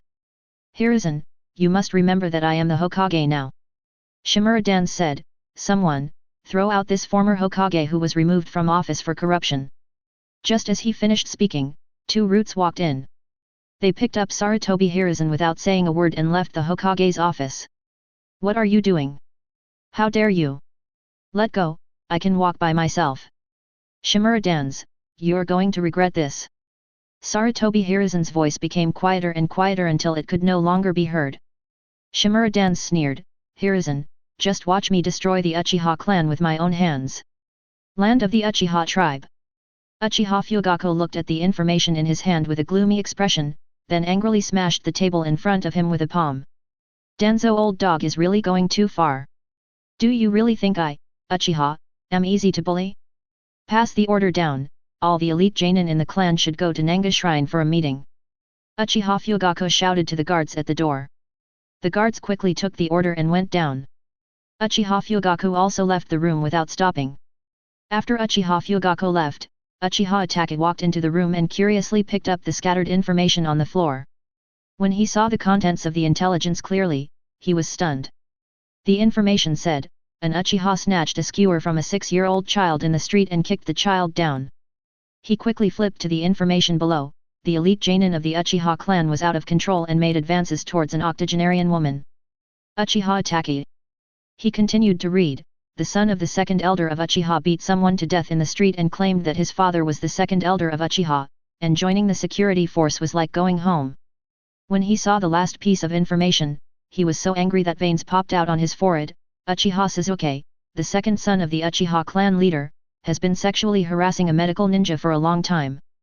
Uchiha Itachi almost fainted from anger. You know, Sasuke is only 4 years old now. He is just a little kid who follows him around and calls him brother all day long. How could he possibly sexually harass others? It's a rumor, it's absolutely a rumor. Uchiha Itachi gritted his teeth and said, I will definitely find out who is behind this. Uchiha Itachi was overwhelmed with anger when he heard the news that Sasuke was framed. His usually calm face was distorted by anger. In this extreme anger, Uchiha Itachi subconsciously activated the Sharingan. However, Uchiha Itachi was completely unaware of the amazing changes that were taking place in his eyes. The 3 motionless Megatama began to spin rapidly as if driven by some mysterious force. As the rotation speed increased, the 3 Megatama gradually merged together and finally formed the shape of a shuriken. But this state did not last long. It seemed that it was just a matter of a moment. The shuriken-shaped pattern quickly dissipated and turned back into the original 3 Megatama. How dare you slander Sasuke? No matter who you are, I will never let you go. Uchiha Itachi said coldly. Chapter 88. Nanga Shrine of the Uchiha Clan. Uchiha Fugaku sat on the main seat with an angry look on his face, his lips tightly closed, not saying a word. The Uchiha elite Genin who had just entered the shrine caught a glimpse of Uchiha Fugaku's angry face. They couldn't help but feel a little puzzled. What could have made this usually calm and composed patriarch so angry? However, despite being full of curiosity, everyone did not dare to ask easily. They could only stand aside silently, waiting for the patriarch to speak. However, some of the tribesmen knew the reason, and when they saw the angry tribe leader, they instantly became excited. Apparently, the clan leader has made that important decision.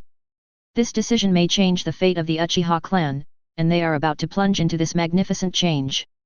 At this time, figures kept appearing in the shrine, all of them were members of the Uchiha family. All of them were top warriors in the family, and they could be said to represent the core strength of the Uchiha family. However, when they entered the shrine, no one chose to sit down. This was because there were only 6 chairs in the venue, one of which was occupied by Uchiha Fugaku, and the remaining 5 were occupied by the 5 respected elders of the Uchiha clan. Soon, 5 hunchbacked old men slowly walked into the Nanga shrine. These were the elders of the Uchiha clan. Although they were old, their status and influence in the clan were still very important. Although Uchiha Fugaku now serves as the clan leader, the power held by the 5 elders should not be underestimated. Fugaku, why did you suddenly call us together? What happened? The elder smiled and slowly sat down next to Uchiha Fugaku. Uchiha Fugaku looked serious and spoke in a heavy tone, Great Elder, our Uchiha clan is now facing an unprecedented severe situation. Upon hearing this, everyone present was shocked. What kind of thing could have happened to make the clan leader look so solemn? Everyone was full of suspicion and cast curious eyes towards Uchiha Fugaku. Feeling everyone's probing gazes, Uchiha Fugaku took a deep breath and said in a low voice, Danzo the old dog has gone too far, he has already started to make a move on us Uchiha.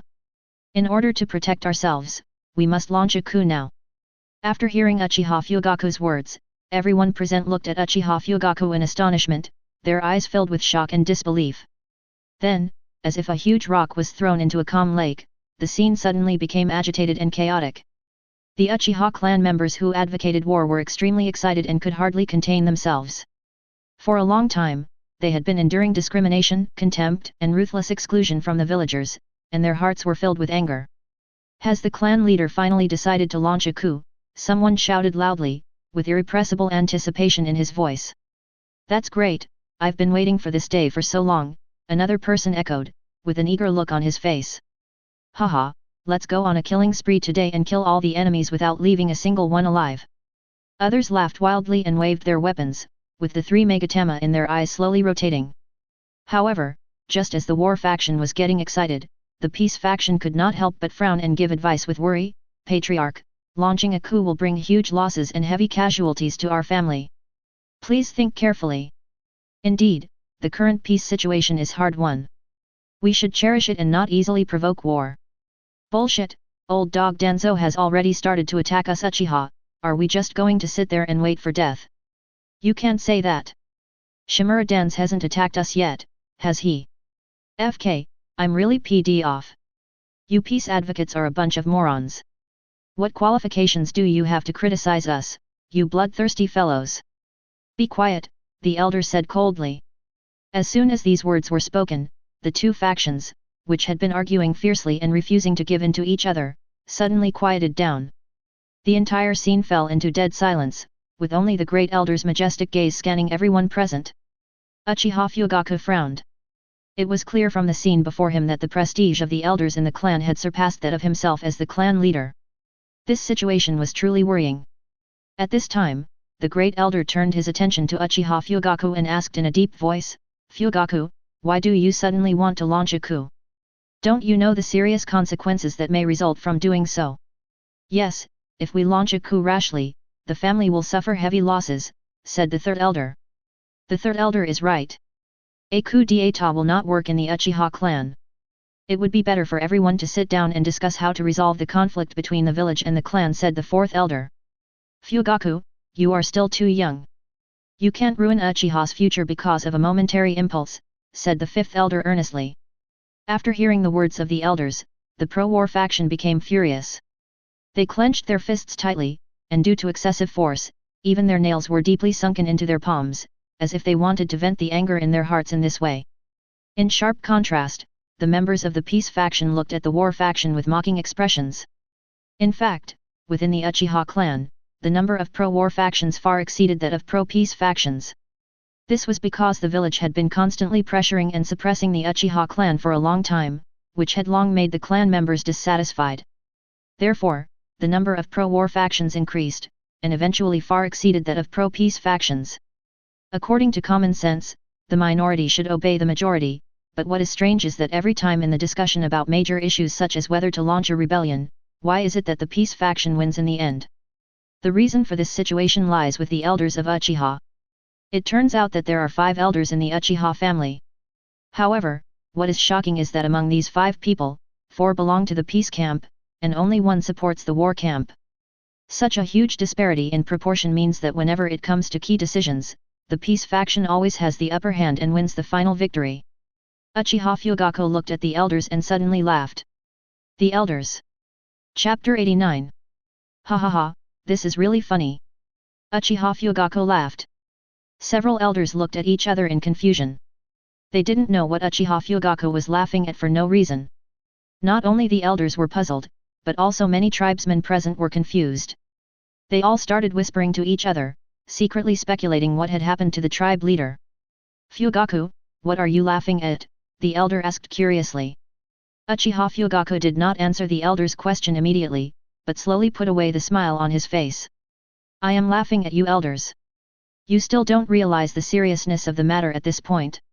You are really stupid." Uchiha Fugaku sneered. These words were like a bombshell, instantly causing an uproar among the crowd. The elder's face suddenly changed, and he slammed the table in front of him and shouted angrily, "How dare you? Do you know what you are saying?" The third elder on the side was so angry that he was shaking all over. He pointed his finger at Uchiha Fugaku and scolded him harshly, "Fugaku, you are really becoming more and more disrespectful." Everyone present was shocked and opened their mouths wide. They had never thought that the clan leader would dare to speak to the elders like this. You know, the elders have a higher prestige in the clan than the clan leader. Facing the elders' accusations, Uchiha Fugaku seemed exceptionally calm. He took out a stack of information without haste. "This is the content of Shimura-dan's false accusation against me, Uchiha. Please pass it on and have a look." Upon hearing this, everyone present picked up the intelligence and began to read it. As the pages were turned, the expressions on everyone's faces became more and more solemn, and their hearts were filled with turmoil. In the end, they gritted their teeth and shouted angrily, "Slander, this is blatant slander, Shimura-dan's really deserves to die." And those elders who were originally aggressive, after carefully studying the information, suddenly fell into a dead silence. Apparently, even they themselves had not expected that Shimura-dan's would do such a thing. After a long while, the great elder said, "Perhaps, Shimura-dan's did not frame me, Uchiha, and the information contained in the intelligence is true." After hearing the words of the great elder, every Uchiha member present widened their eyes and looked at the great elder in disbelief. It's hard to imagine that this sentence was said by the great elder of Uchiha. If you don't know, you might think he is an undercover sent by Shimura-dan's. At this moment, the second elder, who had been silent since entering the venue, suddenly spoke. It would have been fine if he hadn't spoken, but once he spoke, he shocked everyone. I'm so lucky to have you. Use your dog eyes to read carefully what is written on it. The second elder angrily threw the information in his hand into the face of the first elder. The great elder took off the information on his face, which read, "The son of the second elder of Uchiha beat someone to death in the street and claimed that his father was the second elder of Uchiha. Joining the security force is like going home." The first elder frowned and said coldly, "Second elder, your son not only committed a crime in the street, but also resisted arrest. Is this how you educate your son? I am so lucky to have you." The second elder spit on the first elder's face. Uchiha, who was present, almost couldn't help laughing when he saw the great elder being humiliated. It was really satisfying. A simple foul mouth, the ultimate enjoyment.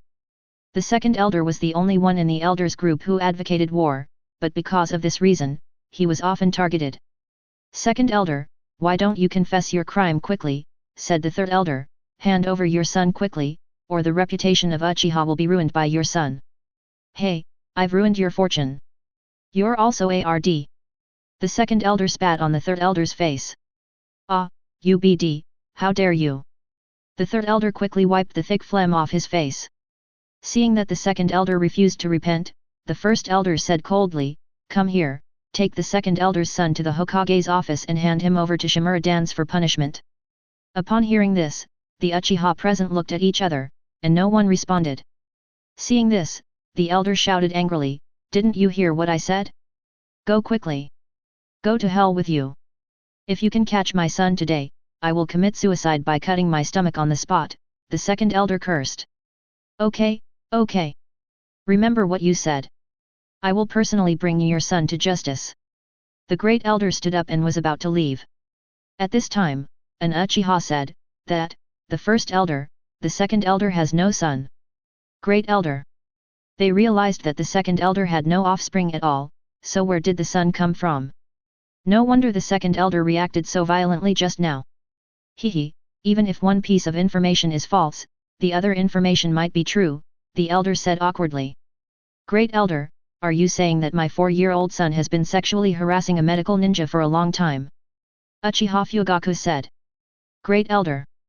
Haha, just because 2 pieces of information are false, that doesn't prove that the other information is false, right? The great elder said stubbornly. Great elder, do you mean that I suddenly became beastly and touched an 80-year-old woman in the street? An Uchiha stood up and said. The great elder didn't know what to say for a moment. It seemed that all this information was false. He had nothing to say. Even if the information is false, it cannot prove that Shimura Dance did it, the third elder suddenly said. Yes, yes, yes. The third elder is right. How do you prove that Shimura Dance did it? The first elder said excitedly. Uchiha Fugaku sighed. He finally understood that these old guys were truly hopeless. The elders are old and I think it's time for them to retire, said Uchiha Fugaku. However, his words caused a burst of laughter. The elders laughed so hard that they fell backwards. One of them even said sarcastically, "Ha ha ha, is Chief Fugaku planning to remove the elders?" Everyone knows that in the Uchiha clan, the elders have supreme power, and their status is even higher than that of the clan leader. If they want, they can even remove Uchiha Fugaku from the position of clan leader and elect someone else to take over. So, Uchiha Fugaku's words were a joke to them. Throughout the history of Uchiha, only Uchiha Madara successfully resolved the threat of the elders, so everyone present thought that Uchiha Fugaku was a little bit whimsical. How could the elders be resolved so easily? I'm not kidding you, surrender or die. Uchiha Fugaku closed his eyes, and when he opened them again, the 3 Megatama had turned into the Mangeki Sharingan. After seeing Uchiha Fugaku's eyes, the smiles on the faces of several elders froze. Chapter 90. How is this possible? The elder's eyes widened in horror. How can you have those eyes? The second elder looked into Uchiha Fugaku's eyes, breathing rapidly, the Mangeki Sharingan finally appeared. Illusion, I must have been caught in an illusion. The third elder immediately bit his tongue, trying to get rid of Uchiha Fugaku's illusion, but it was all in vain because he was not caught in an illusion at all. Mangeki Sharingan. How could you have Mangeki Sharingan? The fourth elder stood up excitedly, his face full of disbelief. The Uchiha people, who were originally curious about why these elders had such a big reaction, subconsciously looked into Uchiha Fugaku's eyes after hearing the words of the fourth elder. When they saw the Mangeki Sharingan in Uchiha Fugaku's eyes, they immediately burst into loud exclamations. Holy crap! The clan leader actually has a Mangeki Sharingan. With these eyes, won't we Uchiha be able to walk around the village with our heads held high? No wonder the clan leader suddenly decided to launch a coup.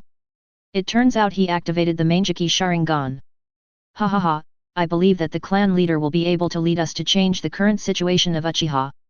After seeing Uchiha Fugaku's Mangeki, all the Uchiha present, whether they were pro-war or conservative, were excited.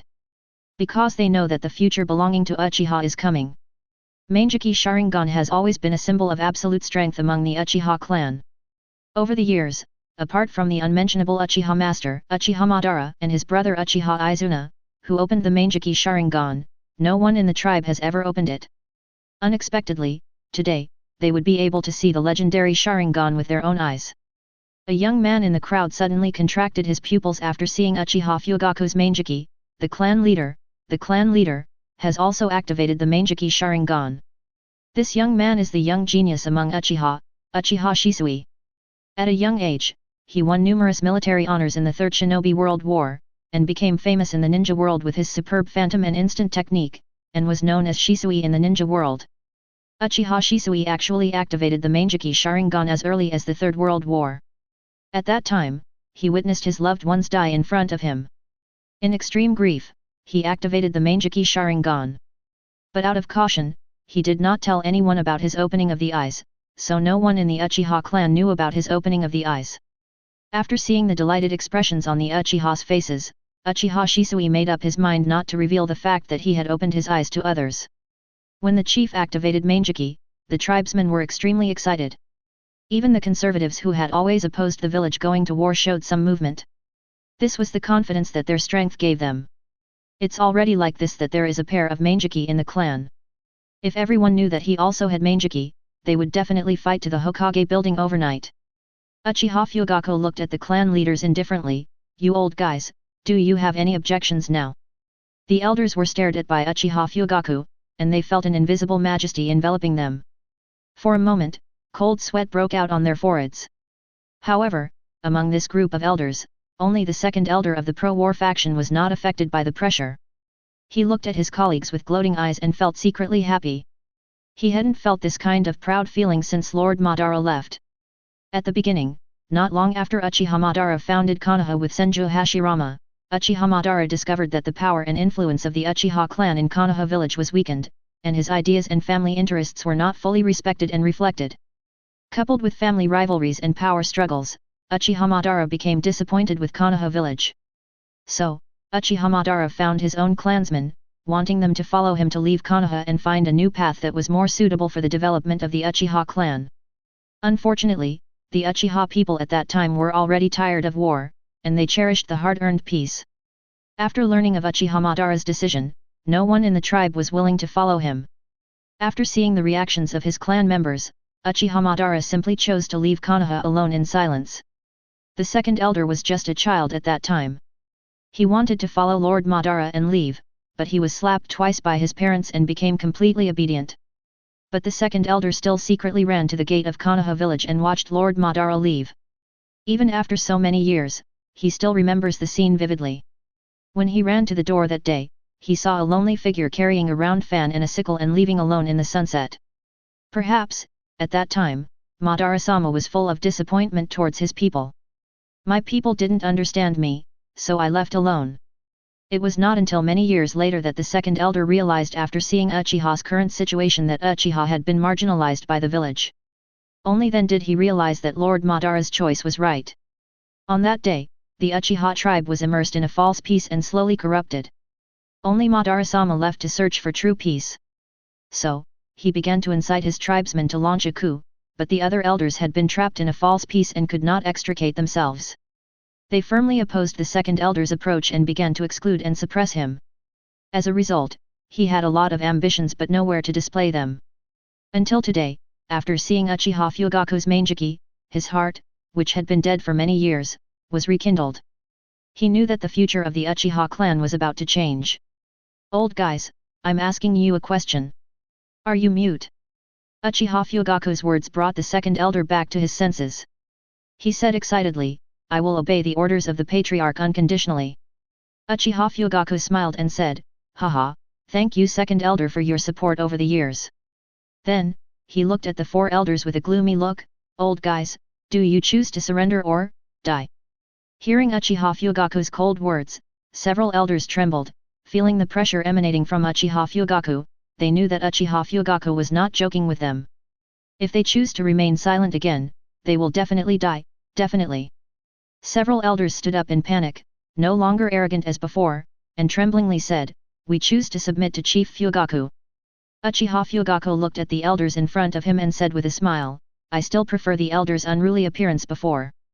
Chapter 91. Hearing Uchiha Fugaku's teasing words, several elders broke out in sweat. Haha, Chief Fugaku, that's not right.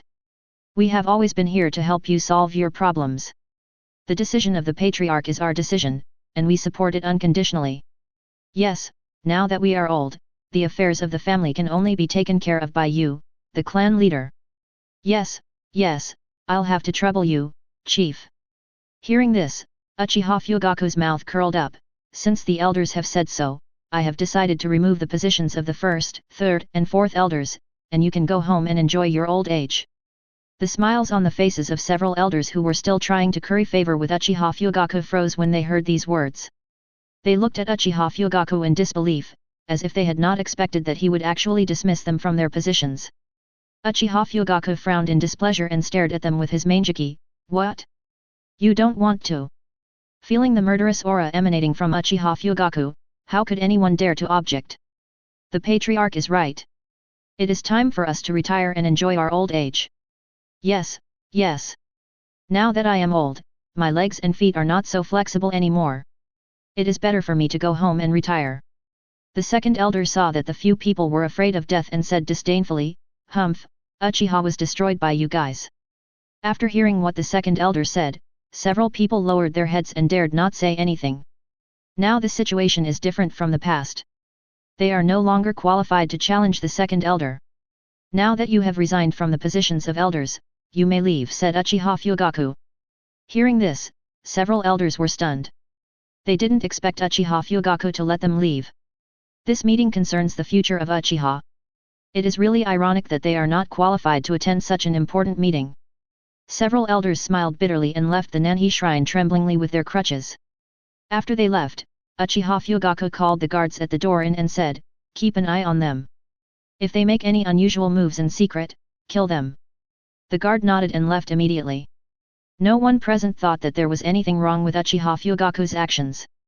After all, this meeting was related to the future of Uchiha, and their plan must not be leaked because of a traitor. They are the top fighting force of the family and are unconditionally loyal to the family. Therefore, they felt that apart from those elders, no one else would leak the matter. But what they didn't know was that there was actually a traitor among the people present who had witnessed everything that happened. Uchiha Fugaku glanced at everyone. Everyone, I'm sure you've figured it out. Old dog Danzo has left us no choice but to launch a coup. Looking at the excited crowd, Uchiha Fugaku continued, so, I decided to launch a coup d'état 3 nights from now. Do you agree or not? We all listened to the patriarch. At this moment, both the war enthusiasts and conservatives looked at Uchiha Fugaku with admiration. They all felt that if they spoke to Uchiha Fugaku, he would definitely be able to lead them to a successful coup. It is the nature of the Uchiha to worship the strong. As long as you show enough strength, they will follow willingly. Seeing this, Uchiha Fugaku nodded with satisfaction, then let me discuss the plan for 3 days later. In the corner, Uchiha Shisui was very anxious when he saw this scene. Has the family and the village come to this point? No, he must change all this. One is the family that nurtured him, and the other is the village that instilled the will of fire in him. In his opinion, whether the family wins or the village wins, he cannot accept it. Just when he was getting anxious, Uchiha Fugaku staring at him suddenly woke him up. Shisui, in 3 days, you will lead a group of tribesmen to contain Danzo's Anbu, right? Ah? Oh, no problem, said Uchiha Shisui. Master Patriarch, don't worry. Although Shisui is young, his strength is no less than that of us uncles. An Uchiha said with a smile. Of course, the name of Shunshin Shisui is not for nothing. That's right, you just wait for Shisui to kill them all. Everyone was full of confidence in Shisui. After all, Shisui was a prodigy of the younger generation in the tribe, and he would have no problem leading the tribe to eliminate Anbu. After hearing what his tribe members said, Uchiha Shisui felt very complicated and he didn't know what to do. After Uchiha Fugaku finished arranging all the tasks, he said to everyone, "My eyes have seen the future. The future of the Uchiha clan depends on you." "Understood, chief," everyone shouted in unison.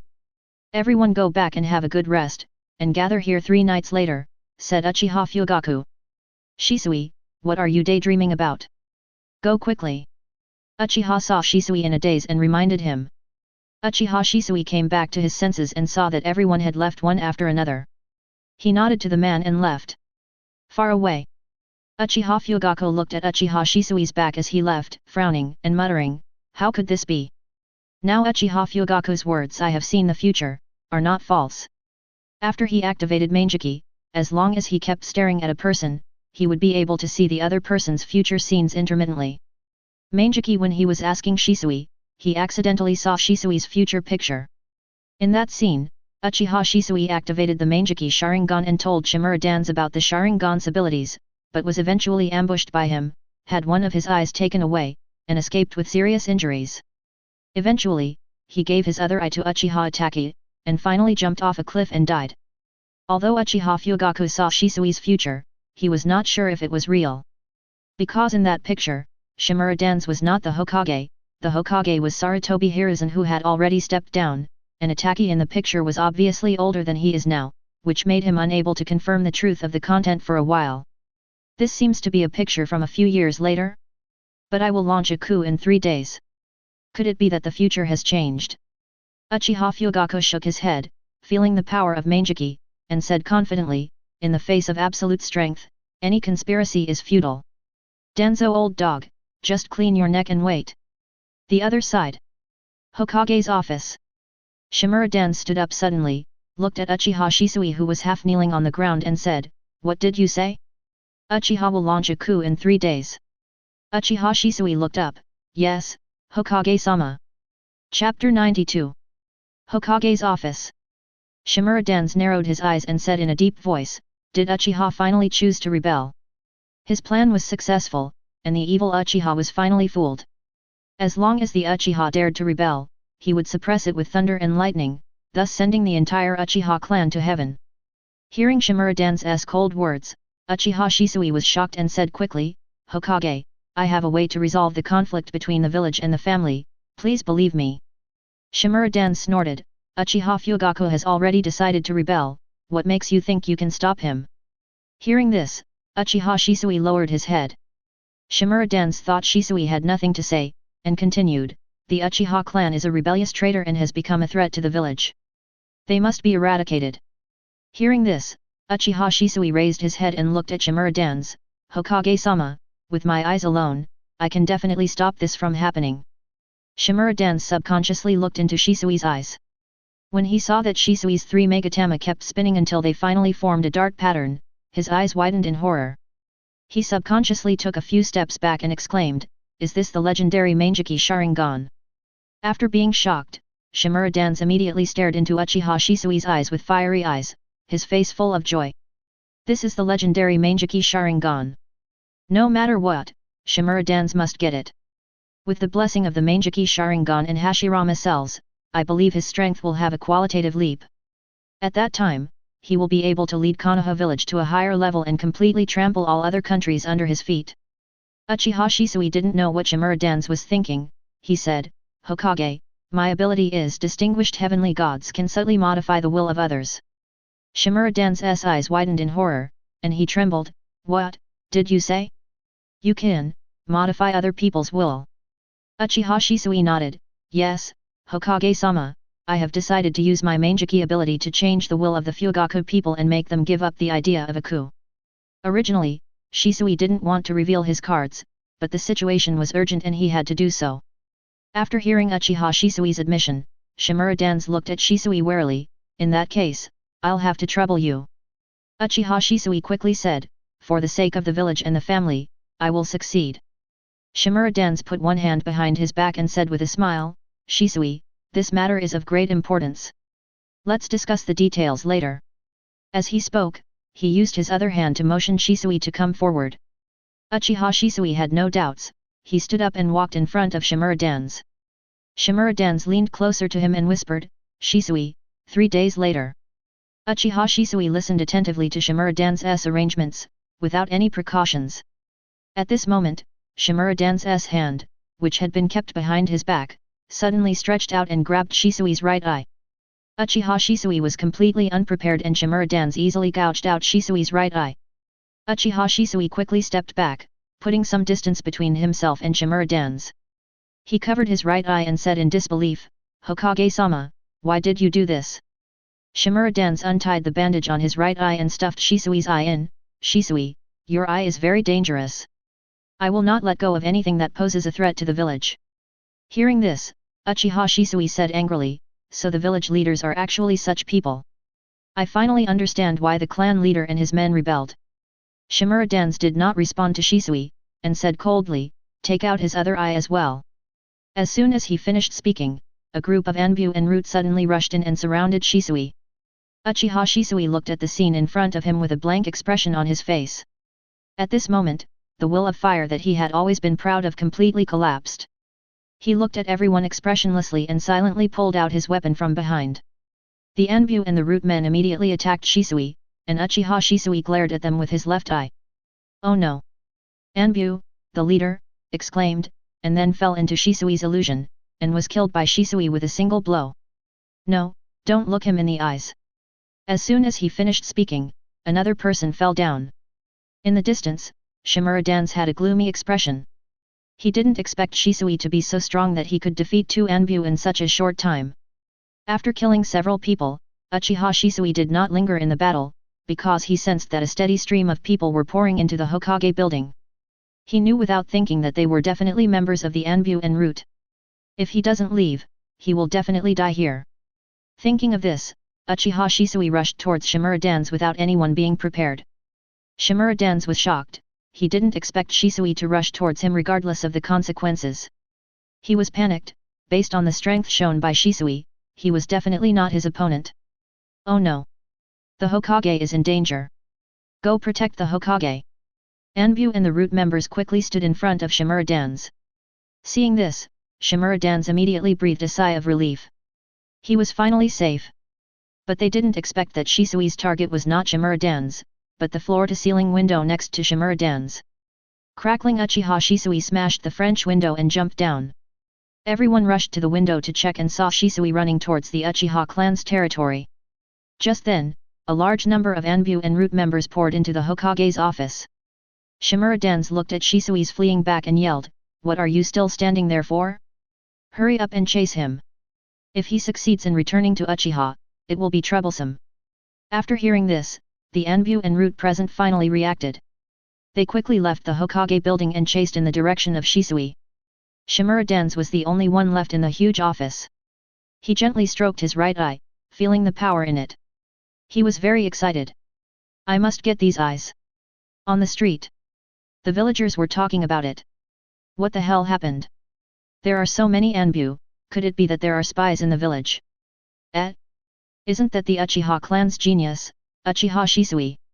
Uchiha Shisui ran wildly, followed by countless Anbu and Root, who kept releasing ninjutsu and throwing shurikens at Shisui in front of them. The numerous attacks from behind made it difficult for him to dodge, causing him to suffer considerable injuries. "We're almost at the clan's territory. My eyes must not fall into Shimura Dan's hands." Uchiha Shisui gritted his teeth. At this moment, Uchiha Shisui saw many Anbu waiting in front of him. "Damn it!" Uchiha Shisui gritted his teeth. Then he turned around and ran towards the gate of Konoha village. The Roots in front didn't seem to expect Shisui to suddenly change direction. After a moment's pause, they finally reacted and quickly chased after him. Chapter 93. Land of the Uchiha tribe. Master Patriarch, something terrible has happened. Something terrible has happened. Hearing the sound, the tribesmen came out of their homes curiously, wanting to know what had happened. When they saw the man running straight towards the clan leader's house, they followed him curiously. The Uchiha who had participated in the clan meeting felt a sinking feeling in their hearts. Could it be that the news of the coup had leaked, and Shimura Dance was attacking with his men? Thinking of this, they hurriedly followed the patriarch's compound. It was dinner time and Uchiha Fugaku was having dinner with his family. When he heard the noise outside the house, he frowned and said to Uchiha Mikoto, "You guys eat first, I'll go out and take a look." Then he got up and left the room. Uchiha Itachi watched his father leave, and said to Uchiha Mikoto, "Mom, I'll go out and take a look too." Then he also left the room. Seeing this, Uchiha Mikoto no longer had the appetite to eat. She took little Sasuke with her and followed him out. Outside the door, when the Uchiha tribe saw Uchiha Fugaku coming out, they said anxiously, "Master, something bad has happened. Shisui is being surrounded and killed by the Anbu and he has already run out of the village." Upon hearing this, the Uchiha present became furious and activated their Sharingan one by one. Uchiha Fugaku's heart sank. Shisui was being chased by Danzo. It seemed that what happened in the future scene was real. Shisui actually activated the Mangeki Sharingan, but it was then taken away by Shimura Danzo, and he had no choice but to jump off a cliff to end his life. Thinking of this, Uchiha Fugaku clenched his fists. Shisui had actually activated Mangeki, which was the top combat power of the clan. He would never let what happened in the picture happen again. Uchiha Fugaku roared, "Damn it, I think Shimura Danzo is tired of living, and actually attacked me, Uchiha. Come with me to save Shisui. The clan leader is right, go save Shisui." Uchiha Fugaku led his tribesmen out of the tribe's territory and ran towards the outside of Konoha village. Uchiha Itachi, who had just walked to the door, was stunned when he heard everyone shouting, "Shisui is in danger." After learning the news, he did not hesitate at all and quickly followed Uchiha's large army to leave. You should know that Shisui is Itachi's best friend. They often practice together and make progress together. Shisui is more like Itachi's predecessor and has taught Itachi many things. The friendship between the two is deep. He absolutely cannot watch Shisui get into danger. At this moment, Uchiha Itachi did not notice that the three Megatama in his eyes were spinning rapidly. On the other side, outside Konoha village. "He is right in front, don't let him get away." Uchiha Shisui dragged his seriously injured body, looking at the endless stream of pursuers behind him, feeling extremely desperate. "Am I going to die here?" As he was running, Shisui suddenly saw a cliff in front of him. When he saw this scene, he felt even more desperate. It was already difficult to escape from the pursuers, and now they were truly at a dead end. "Uchiha Shisui, just give me your eyes, and maybe the Hokage will spare your life." Uchiha Shisui stared coldly at the people in front of him. He was now pale due to excessive blood loss. "You are already at the end of your strength, are you still struggling to survive?" Uchiha Shisui smiled bitterly, the other party was right, now he no longer had the strength to resist. He deeply regretted that he had believed Shimura Danzo so easily. Ultimately, Uchiha Shisui was poisoned by the will of fire. Under the subtle influence of the will of fire, he believed deep down that the village was more important than his family, which led him to trust the village too much, which led to Shimura Danzo's capture and his fall to this point.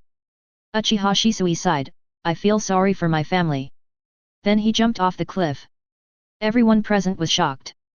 They did not expect Uchiha Shisui to choose to jump off the cliff. They hurried to the edge of the cliff to check, but there was nothing below except the rushing water. Everyone looked at each other in bewilderment as they did not see Shisui's body. Uchiha Shisui committed suicide by jumping off a cliff. This is going to be hard to explain to the Hokage. There is nothing I can do but go back and tell the Hokage-sama. Just when everyone wanted to leave, a cold voice sounded behind them. "Did I let you go?" Hearing this, everyone quickly looked back vigilantly. When they saw the scene behind them, they were completely dumbfounded.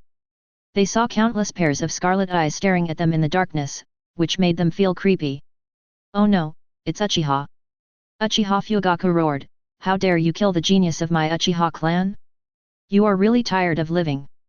Stop it, we are the Anbu directly under the Hokage-sama. Is the Uchiha chief trying to rebel by attacking us?" Uchiha Fugaku sneered, "Don't worry, after I deal with you, I will send Shimura Danzo down to accompany you." They were shocked to hear this, as they never expected that the Uchiha clan was actually planning a rebellion. As he spoke, Uchiha Fugaku had already rushed into the crowd and started killing people. The sharp blade in his hand flashed with cold light, and every swing brought about a bloody storm.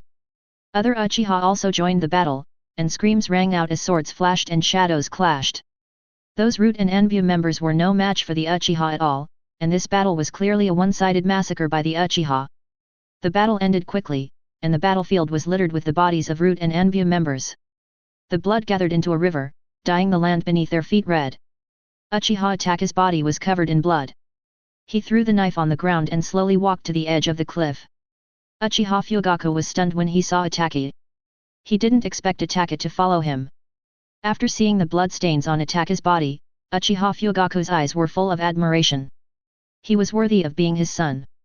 Uchiha Ataka knelt on the ground, looking at the rushing river below in silence. The three megatama in his eyes were spinning at an extremely fast speed, and finally formed the shape of a shuriken. Witnessing his friend's death in front of him, Uchiha Ataka fully activated the Mangeki Sharingan. Uchiha Ataka said angrily, "Shisui, I will avenge you." The Uchiha people looked at the Uchiha kneeling on the ground with complicated expressions. They did not expect that Shisui would die like this, which made them feel very sorry. Uchiha Fugaku walked up behind Uchiha Ataka and consoled him, "Ataka, we will help Shisui get revenge." Shisui and Ataka were good friends, he knew that, and now that his son's friend was dead, as a father he would of course offer words of comfort. Uchiha Ataka stood up and said coldly, "Father, I will help Shisui to avenge himself." With that said, Uchiha Ataka turned around. Uchiha Fugaku's pupils shrank when he saw Mangeki in Ataka's eyes. Chapter 94 Hokage Building. "Hokage, Uchiha Fugaku and his clansmen are coming to kill us," an Anbu said anxiously. Upon hearing this, the surrounding Anbu members became agitated. They had not expected that the Uchiha, a major clan of Konoha, would actually rebel. What should they do? Looking at the panicked crowd, Shimura-dan seemed exceptionally calm. "Haha. The Uchiha finally fell for it. Now we can just wait for the Uchiha clan to be wiped out." Shimura-dan said calmly, "If the Uchiha want to rebel, then we need to see if they have the strength to do so." He looked towards the shadows and said, "Abarame Takejin, Yamanaka Kaze, you lead the Root members to intercept the Uchiha." Abarame Takejin and Yamanaka Feng walked out from the darkness, knelt on one knee respectfully towards Shimura-dan's, and said in unison, "We promise to complete the mission." As soon as the words fell, the two stood up and walked out of the Hokage's office. Shimura-dan's looked at the two people leaving and nodded with satisfaction. These two have always been his right-hand men. Shimura-dan's is still confident in their abilities and believes that they can hold back Uchiha for a while. Shimura-dan's looked at the Anbu members beside him, "Uchiha is rebelling, Konoha's regime is in danger, you should return to your respective families and inform your clan leader of this matter, and let him lead his people to assist me." Hearing this, the Anbu present nodded and then turned and left the Hokage's office. After all, most of Anbu's members are ninjas from various families in Konoha village. I believe that the clan leaders will definitely not stand idly by after learning about this. However, what Shimura-dan's didn't know was that these clan leaders didn't seem particularly willing to send troops to help him. The Sarutobi clan. An Anbu from the Sarutobi clan knelt on the ground, "Master clan leader, the Uchiha-ku, the Hokage-sama requires your troops to assist." Sarutobi Hiruzen looked at the Anbu who was kneeling on the ground and said, "You should know that being a Sarutobi is your identity, and being an Anbu is just your position." The Anbu was shocked. He quickly took off the mask on his face and kowtowed to Sarutobi Hiruzen, "Master, I understand." Sarutobi Hiruzen took a puff of his pipe and said with a smile, "Since Danzo has chosen to confront Uchiha, then let him and his corps bear the wrath of Uchiha." He really didn't expect that Shimura-dan's would be so shameless as to sneak attack Uchiha Shisui, take away his eyes, and eventually force Uchiha Shisui to death. This incident made the Uchiha clan furious, and they wanted to find Shimura-dan's to demand an explanation. The reason the Uchiha clan sent out troops was to avenge Uchiha Shisui, not to launch a coup. "Master, won't our Sarutobi clan send out troops?" Sarutobi Hiruzen said, "Just hold off for now." Sarutobi Hiruzen gloated, "Danzo, it feels like you are going to get into trouble." The Hyuga clan. "Master clan leader, regarding the Uchiha coup, are we really not going to send troops to aid the Hokage?" asked the Hyuga clan Anbu. Hyuga Hayashi rolled his eyes at him. Shimura-dan's asked for this, he deserved to be killed by Uchiha. Ever since Shimura-dan's became Hokage, he began to intentionally or unintentionally suppress the economy of their families. As a result, Hyuga Hayashi's store's profits have been decreasing. They have long been unhappy with Shimura dance, but who would have thought that Shimura dance, an acting Hokage, would actually become the Hokage? Whenever they thought of this, the clan leaders felt extremely regretful. If they had known earlier, they would not have allowed Shimura dance to be the acting Hokage. This was really a case of shooting themselves in the foot. Now that the Uchiha clan is rebelling, Hyuga Hayashi is hoping that Shimura dance will be killed by Uchiha Fugaku. This way, a new person could be elected as Hokage, and he would rather let someone from Uchiha serve as Hokage than let Shimura dance continue to serve. Such things happened in all the major families of Konoha, and they all chose to remain silent in the face of Shimura dance's demands. At this time, Shimura dance did not know the seriousness of the situation. He stared into the distance, where a fierce battle was breaking out. It was a battle between the Uchiha clan and the root members. Uchiha, do you still want to rebel? Abarame Torin scolded at the group of Uchiha opposite. Uchiha Fugaku sneered, Shimura dance killed Uchiha Shisui, he must pay with his life. Chief, stop wasting time talking to them and just push forward, an Uchiha yelled. Hearing this, Uchiha Fugaku nodded, kill. Anyone who stops me will die. As he said this, he rushed towards the root members first. Seeing this, the Uchiha quickly followed behind Uchiha Fugaku. Charge! Yamanaka Feng roared. In an instant, the two sides engaged in battle. Yamanaka Feng, stay away from me. Abarame Tone took off his protective suit. In an instant, his body was covered with black poisonous insects, and these black poisonous insects flew towards the Uchiha people. An Uchiha who was fighting with a root suddenly saw the root's body in front of him begin to rot rapidly. He was shocked and quickly retreated. When he saw clearly that it was a group of poisonous insects that corroded the opponent's body, his expression became serious. Be careful, don't get touched by these black insects. As he spoke, he did not notice that a group of black poisonous insects were flying towards him at a very fast speed behind him. Watch out behind you.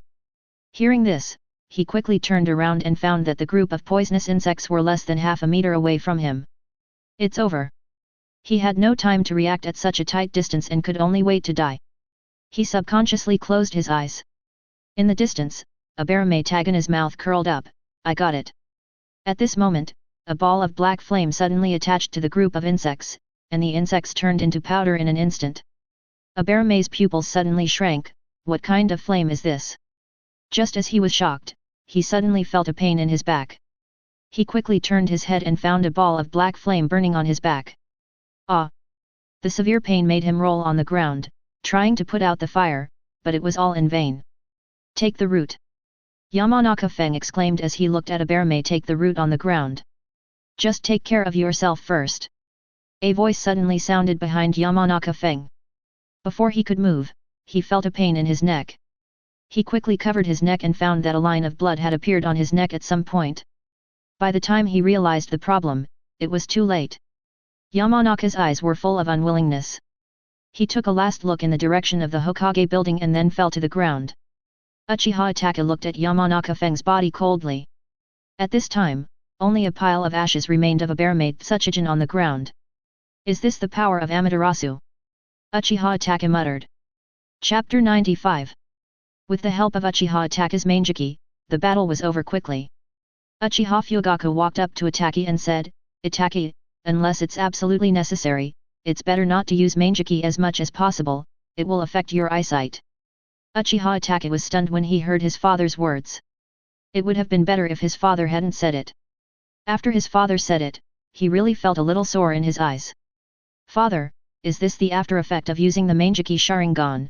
Asked Uchiha Itachi. Uchiha Fugaku nodded, I guess so. If you use Manjiki for a long time, your eyesight will deteriorate until you become completely blind.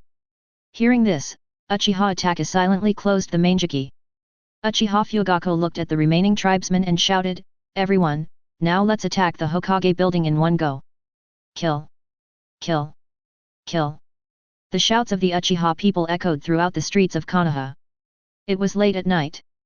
After hearing the noise, many villagers walked to the door and looked out curiously. When they saw the scene before them, they were stunned. All I saw were countless pairs of scarlet eyes in the darkness, which made me feel creepy. Behind them were many corpses lying in all directions. The villagers at the door froze when they noticed that the Uchiha's men were looking at them. They quickly covered their eyes, I didn't see anything, I just came out to pee, I'd better go back to the house and sleep. As they said that, the villagers quickly closed the door. Uchiha. Old woman, I saw Uchiha kill someone with my own eyes. Do you think they won't rush in and kill me? A villager ran into the house in panic and shouted. The old woman in the bed was awakened. She walked outside, opened the door, and said angrily, "Why are you not sleeping in the middle of the night? What's wrong with you? There is no Uchiha outside the door." Hey! The villager walked to the door curiously, and indeed did not see Uchiha. Even the corpse in the distance had disappeared. The villager scratched his head, "Did I just dream?" The old woman rolled her eyes and said unhappily, "Go back to sleep." Okay. The villager quickly closed the door. Far away. "Leave a few people to deal with the bodies, and the rest of you follow me," said Uchiha Fugaku. With that said, Uchiha Fugaku headed at full speed in the direction of the Hokage building. The Uchiha quickly followed behind him. The Uchiha people are very excited. They will be able to succeed in the coup soon, and then Konoha village will belong to their world. Hokage building. Seeing the sudden silence in the distance, Shimura-dan's face turned pale. What a waste. I didn't expect it to be solved so quickly. In his vision, a Baramate Tone and Yamanaka Kaze would lead the Tone members to resist the Uchiha for a while, and then other clan leaders would arrive with reinforcements, thus destroying the Uchiha in one fell swoop. But now, not only were the Roots men quickly killed by the Uchiha, but reinforcements from other clans were still not arriving. Shimura-dan's angrily yelled, "What are these families doing? Why haven't they come after so long?" He said to several Anbu, "Tell all the major families to help quickly, the Uchiha are about to fight back." The Anbu hurriedly took the order and went down. Shimura-dan's touched his right eye with his hand, "Damn, it seems that Shisui's left eye can't be recovered. However, the right eye is enough." But he suddenly thought of something and shouted, "Everyone, move out and try to hold Uchiha back before reinforcements arrive." Upon hearing this, all the Anbu stood guard outside the Hokage building. Seeing this, Shimura-dan's breathed a sigh of relief. It seemed that he was safe for the time being. Even if Uchiha really attacked, he could still escape in the chaos. Outside the Hokage building. Why haven't the family's reinforcements arrived yet? I don't know. Maybe they are on their way. We must hold on until reinforcements arrive.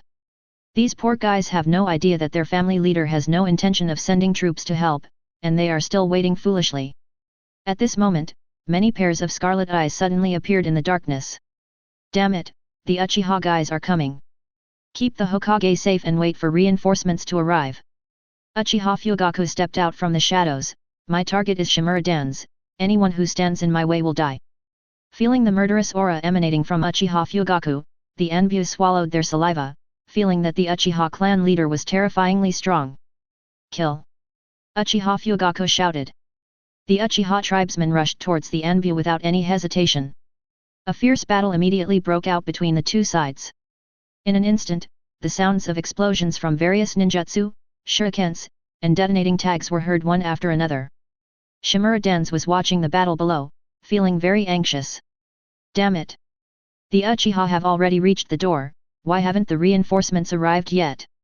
Could it be that the clan leaders had never thought of sending troops?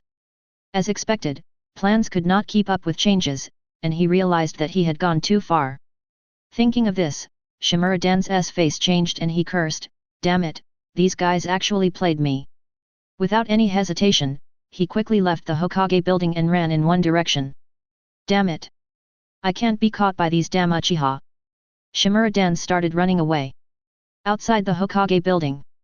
It's over. Uchiha Fugaku roared, and black skulls suddenly appeared on the surface of his body. Everyone present, whether Enbu or Uchiha, opened their mouths in shock after seeing this scene. What's this? Could this be the legendary Susanoo? After Uchiha Fugaku activated Susanoo, those Anbu members had no power to resist at all, and 80% of them were eliminated in a short time. Monster! Monster! This is definitely not a power that a human can possess. Mom, I want to go home.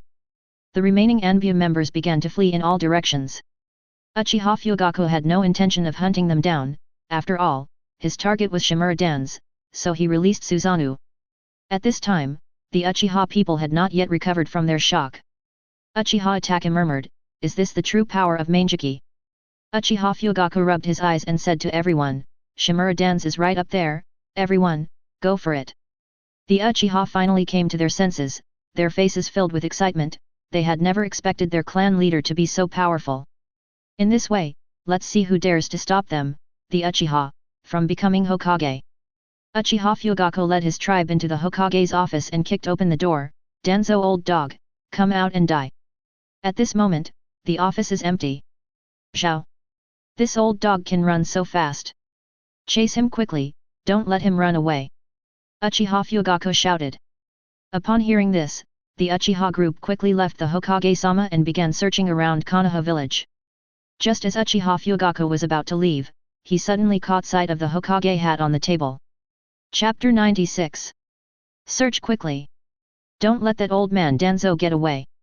The Uchiha's men began searching the streets of Konoha. Dark place. Shimura Dance looked at the Uchiha people and gnashed his teeth in anger. "Damn Uchiha! Damn the major families! How dare you do this to me!" He secretly swore in his heart that if he could leave Konoha alive, he would make those who betrayed him wish they were dead. After the Uchiha left, Shimura Dance walked out carefully, and when he saw that there was no one around, he quickly ran towards the Shimura tribe's territory. As long as he successfully returns to the tribe, with the protection of his tribe members on the street, he will be able to escape Konoha village safely. At this moment, a white head suddenly popped out in front of Shimura Dance. "It's you again. You still want to threaten me with my secret, right?" Shimura Dance said in a deep voice. "Oh my, Master Hokage, what are you talking about?" White Zetsu said, "Just tell me whether you will give it to me or not." Shimura Dance was so angry that he gnashed his teeth. Although it is said that the wool comes from the sheep, this guy can't just grab him and take advantage of him. This White Zetsu has come here 5 or 6 times with his secrets, and now he comes again. Doesn't it even look at what time it is? He was being hunted by the Uchiha, and if he was not careful he would be discovered by the Uchiha's men and hacked to death. At this critical moment of life and death, White Zetsu actually came to ask him for money. Isn't this just causing trouble? Shimura Dance's face turned pale. "We agreed before that you would get 20 million as hush money, but I gave you nearly 50 million in total. Why are you still not satisfied?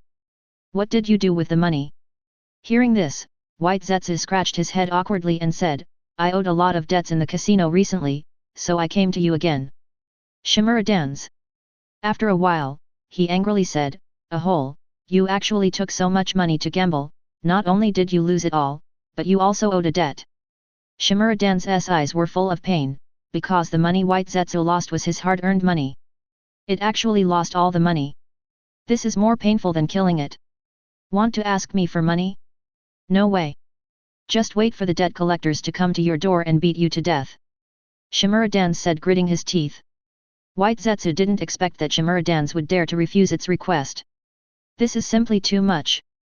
"Hokage, are you really unwilling to pay?" White Zetsu narrowed his eyes.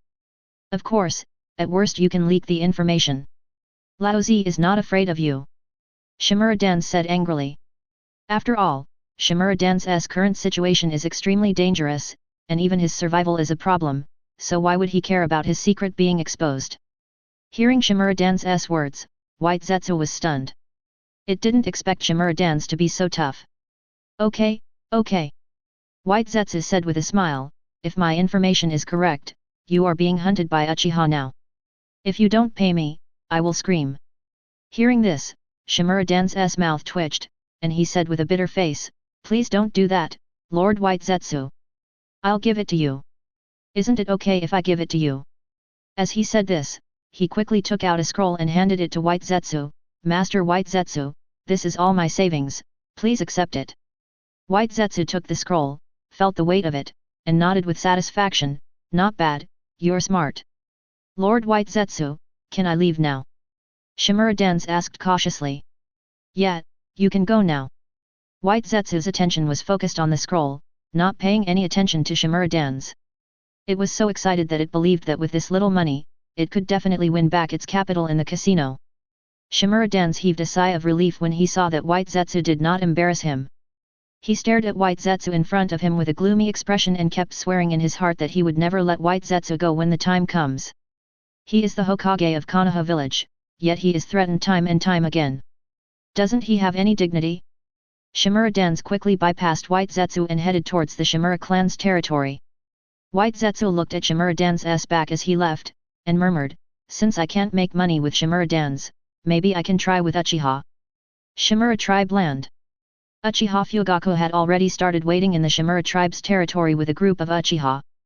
As long as they saw Shimura Dan's, they would go up and kill him without hesitation. "Master, can we really catch old dog Danzo this way?" asked an Uchiha. "The monk may run away, but the temple cannot." "I believe Shimura Dan's will definitely come back," said Uchiha Fugaku. "I see. As expected of the clan leader, you are smart." Uchiha praised. Not far away. In the darkness, Shimura Dan's heard Uchiha Fugaku's words clearly. He cursed inwardly, "Damn Uchiha, he is so cunning." Fortunately, he did not enter the clan territory directly, but chose to check it out first, otherwise he would have been hacked to death by Uchiha's people. Shimura Dan's face was filled with despair. Since Uchiha could stand at the door with such brazenness, it meant that all the members of Shimura's clan had been slaughtered by Uchiha. Without the protection of his tribe members, how would he escape from Uchiha's pursuit? Just when Shimura Dan's felt desperate, a person suddenly appeared in his mind. If it was him, maybe he could really help me escape. Thinking of this, Shimura Dan's eyes lit up and he quickly turned around and prepared to leave. Click! Just then, he suddenly stepped on a branch, making a noise. "Damn it!" Shimura Dan's knew he was exposed and started running away. "Who's there?" Uchiha Fugaku yelled. When he saw the figure clearly, he immediately became excited. "It's Danzo, old dog. Chase him." As he spoke, Uchiha Fugaku took the lead and chased after Shimura Dan's. The Uchiha people also reacted quickly and hurriedly chased after him. "Hurry up! Shimura Dan's is here." "Oh my, am I late?" White Zetsu looked regretful. Hearing the noise here, Uchiha far away in other places also hurried over and joined the army chasing Shimura Dan's. Shimura Dan's found that there were more and more Uchiha behind him, and he was scared to death. His feet were running so fast that they left after images, but he still couldn't get rid of the Uchiha behind him. "Danzo, old dog, give me your life!" Uchiha Fugaku behind him roared. At this time, Shimura Dan's was sweating profusely. He began to regret his original decision. If he had known earlier, he would not have attacked the Uchiha clan. Running at full speed, he soon arrived near Sarutobi's ancestral land. At this time, Sarutobi Hiruzen happened to be standing at the gate of the clan's territory, smoking his pipe. Shimura Dan saw this and immediately shouted excitedly, "Hiruzen, save me!" Sarutobi Hiruzen, who was standing at the door, was stunned when he heard Danzo's words. Chapter 97. Sarutobi Hiruzen heard the voice and subconsciously turned his head to look in the direction where the voice came from. When he saw Shimura Dan's, he couldn't help but feel a little surprised. "Danzo is still alive." Sarutobi Hiruzen muttered to himself, "Hasn't the Uchiha family killed him yet? It seems that the efficiency of Uchiha Fugaku needs to be improved." As he thought about it, he shook his head unconsciously. However, at this moment, Sarutobi Hiruzen suddenly realized a problem. What was Danzo shouting just now? Wait, he seemed to ask me to save him. Sarutobi Hiruzen frowned and muttered to himself in confusion. As he spoke, Sarutobi Hiruzen subconsciously turned his gaze behind Shimura Dan's. When he saw the densely packed Sharingan glowing scarlet, his body shuddered violently, and a chill ran down his spine. Uchiha! So many Uchiha! This is terrifying! Tonic, come here, Tonic! Sarutobi Hiruzen screamed. "Hiruzen, save me! The Uchiha clan is rebelling and wants to kill me!" Shimura Dan said anxiously. "I can't hear you, I can't hear you." Sarutobi Hiruzen covered his ears and ran into the clan territory. Seeing Sarutobi Hiruzen walking into the clan territory, Shimura Dan's quickly accelerated and tried to follow him in. But when he just ran to the door, the gate of the clan's land was suddenly closed by Sarutobi Hiruzen. Shimura Dan's was confused when he saw the door suddenly closed. Why did Hiruzen close the door? Bang, bang, bang. When he realized what was happening, he started banging on the door frantically. "Hiruzen, open the door, I haven't gotten in yet." Behind the door, Sarutobi Hiruzen was holding the door tightly. "Danzo, I told you not to push Uchiha into a corner, but you didn't listen. Now, okay? You should be prepared to bear Uchiha's wrath." Hearing Sarutobi Hiruzen's words, Shimura-dan slammed the door even harder. Hiruzen, I know I was wrong. Hurry up and open the door. Uchiha is coming soon. You know the Uchiha is coming, and you still want me to open the door and let you in. Sarutobi Hiruzen said angrily, I dare not let you in. What if the Uchiha gets angry and kills me? He he he.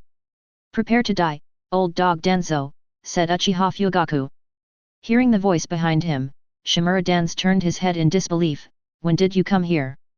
Puff. Uchiha Fugaku didn't waste any time and quickly stabbed the knife in his hand into Shimura-dan's body. Shimura-dan looked at Uchiha Fugaku unwillingly, and finally leaned against the gate of the Sarutobi clan's territory, slowly sat on the ground, and finally his neck twisted and he died. Haha! Old dog Danzo is finally dead. Uchiha Fugaku laughed loudly towards the sky. The chief is mighty, the chief is haki, the Uchiha shouted in unison. Within the family territory, Sarutobi Hiruzen was very upset when he heard the noise outside. His old friend had died in a coup by the Uchiha clan. Sarutobi Hiruzen sighed, who told you to ignore my advice? Now you are dead in front of me. But don't worry, Danzo, we are friends after all, I will help you collect your body. Sarutobi Hiruzen murmured. Chop up Shimura-dan's body and feed it to the dogs. Uchiha Fugaku shouted. Sarutobi Hiruzen. He smiled bitterly and shook his head. Danzo, it's not that I don't want to help collect your body. You just heard it, they plan to chop you up and feed you to the dogs. I can't just sit there and wait for the dogs to poop, can I? Do I have to collect their feces and bury them as my body? That's ridiculous. After saying this, he sighed deeply, with a hint of complicated emotions flashing in his eyes. He really didn't expect that his old friend would end up with a torn body. It was really tragic. Uchiha Fugaku walked up to Shimura-dan's body, reached out and untied the bandage on Shimura-dan's right eye, trying to dig out Shisui's eye. At this moment, Shimura-dan's closed eye suddenly opened, and Shisui's 3-tomo Sharingan in his right eye suddenly turned into Mangeki. Not good. Uchiha Fugaku was shocked and quickly activated Mangeki to resist Shimura-dan's illusion. Shimura-dan raised his lips and slowly stood up from the ground. I got it. Seeing Uchiha Fugaku standing there in a daze, the Uchiha tribe member asked anxiously, Chief, what's wrong with you? Uchiha Fugaku remained silent, and Shimura-dan said proudly, your clan leader said he would let me leave Konoha village. What the hell are you talking about, a hole? Damn it, Lao Zi will kill you. An Uchiha drew the samurai sword from his waist and wanted to rush forward to kill Shimura-dan.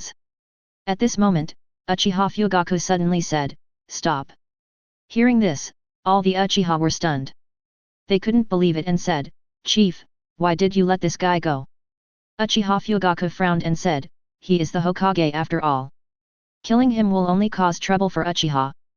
After hearing Uchiha Fugaku's explanation, the Uchiha were dissatisfied but didn't know what to say. Shimura-dan looked very proud, he didn't expect that these distinguished heavenly gods were so powerful. He just used distinguished heavenly gods on Uchiha Fugaku, hoping that the other party would let him go, but he didn't expect it to actually work. The effect of distinguished heavenly gods is truly heaven-defying. Shimura-dan is very glad that he took away Shisui's eyes before. This decision was really the right one. Shimura-dan looked at the gate of the Sarutobi clan and said unhappily, Sarutobi Hiruzen, I didn't expect you to be such a person. I am really disappointed. Upon hearing Shimura-dan's words, Sarutobi Hiruzen exclaimed, Danzo, aren't you dead? Haha, even if you die I won't die. Although I am forced to leave Konoha village now, I will definitely come back, said Shimura-dan. I'm leaving now. Goodbye, old friend. With that, Shimura-dan turned and left. Hearing these words, Sarutobi Hiruzen opened the door, wanting to take one last look at his old friend. When he opened the door and saw the scene in front of him, his pupils shrank sharply. Suddenly, Uchiha Itachi appeared behind Danzo with a knife in hand. Before Sarutobi Hiruzen could even warn him, Uchiha Itachi stabbed Danzo in the back with his knife. Shimura-dan turned his head and looked at Uchiha Itachi, who had a cold expression, and said in disbelief, how could you do that? You control my father, not me, why can't I do anything? Uchiha Itachi said coldly. Itachi had just seen that his father was under Shimura-dan's illusion, and the source of the illusion was Shisui's eyes, so he took advantage of everyone's inability to react and suddenly took action to get rid of him. Shimura-dan's eyes dimmed and he eventually fell to the ground. Alas, I saw you dead just after I opened the door. This time you really died in front of me. Sarutobi Hiruzen sighed. At this point, Konoha Pot King is completely offline. Chapter 98. Sarutobi Hiruzen walked over to Shimura-dan's body and remained silent. He recalled every moment they had spent together over the years, and felt sad. What are you looking at, old man?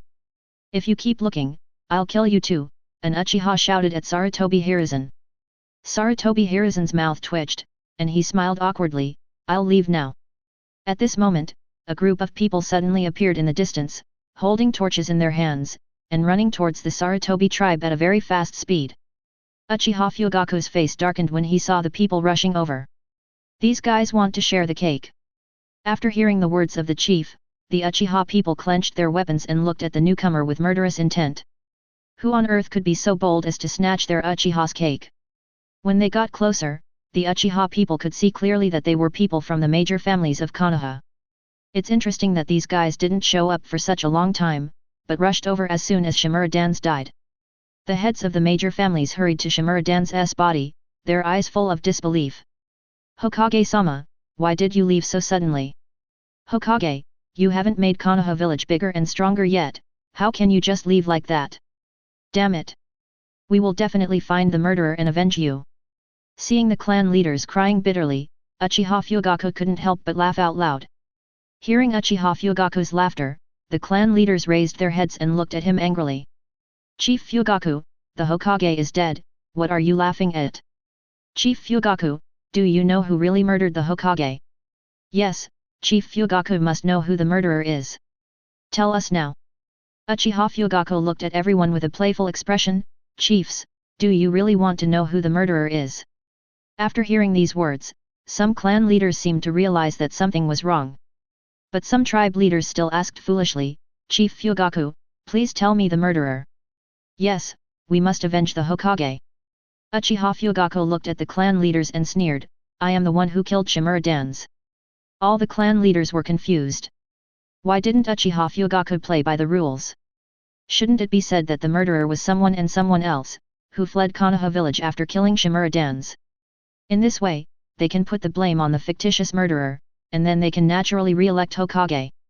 But now Uchiha Fugaku actually admitted that Shimura-dan's was killed by him. They didn't know what to say for a moment. Uchiha Fugaku was of course aware of the little tricks in the minds of these clan leaders.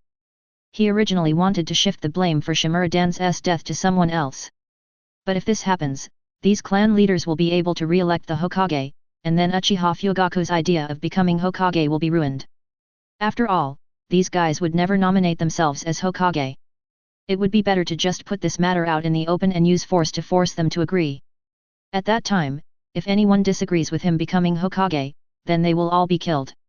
Uchiha Fugaku still has absolute confidence in his own abilities. If worst comes to worst, there is still his son Uchiha Itachi. With these two pairs of Manjiki, plus the elites of the Uchiha clan, the power that erupts is extremely terrifying. Uchiha Fugaku felt a little regretful.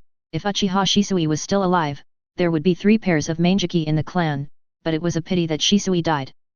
But it doesn't matter, 2 pairs of Manjiki are enough for the Uchiha to dominate Konoha. Fu. Chief Fugaku, what do you mean?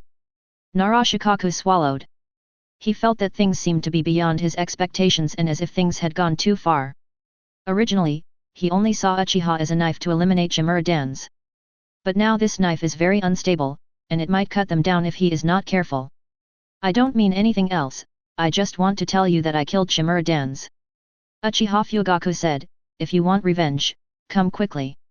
Hearing this, Narashikaku's forehead was covered with cold sweat. Now he was sure that he had really messed up. All the clan leaders were stunned, and no one spoke for a while. Uchiha Fugaku looked at these people with indifference, with a disdainful smile on his lips. How dare that old man Shimura-dan's murder the genius of our Uchiha family, Uchiha Shisui? Uchiha Fugaku said solemnly, now, I have killed him with my own hands and avenged our Uchiha clan. Now that the Hokage is dead, I should take over this position. Who of you is in favor and who is against? The clan leaders widened their eyes and looked at Uchiha Fugaku in disbelief. They never thought that Uchiha Fugaku would be so bold as to make such a direct request. Chief Fugaku, please don't push your luck. The position of Hokage is not something that anyone can get their hands on. As soon as Uchiha Fugaku finished speaking, 2 clan leaders stood up and accused him harshly. After hearing this, Uchiha Fugaku's face flashed with displeasure. He clenched the knife in his hand and appeared in front of them in a flash. As Uchiha Fugaku raised his knife and chopped down the 2 men's heads, they were separated from their bodies. They died without even having time to scream. The other clan leaders watched in horror as they realized that Uchiha Fugaku had gone completely mad and was determined to get the position of Hokage at any cost. After dealing with the 2, Uchiha Fugaku looked at the other clan leaders. Does anyone have any objection to me becoming Hokage? As he said this, he activated the Manjiki Sharingan. When everyone saw his eyes, they opened their mouths in shock. The moment they saw Uchiha Fugaku's eyes, one word suddenly popped into their minds, Manjiki. They didn't expect that Uchiha Fugaku would actually activate the Manjiki Sharingan. They knew the horror of the Manjiki Sharingan. After all, the owner of the pair of Manjiki Sharingan on Uchiha is none other than Uchiha Madara, who can be compared to the ninja god Senju Hashirama.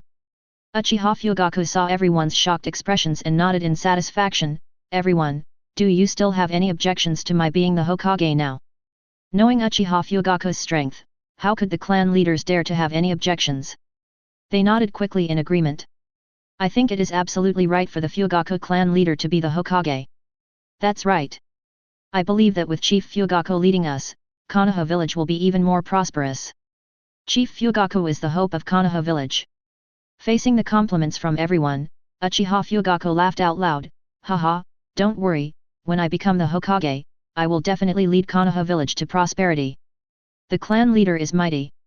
The clan leader is mighty, the Uchiha people shouted excitedly. Seeing this, Uchiha Itachi was a little dazed. He didn't expect that the matter would be resolved like this.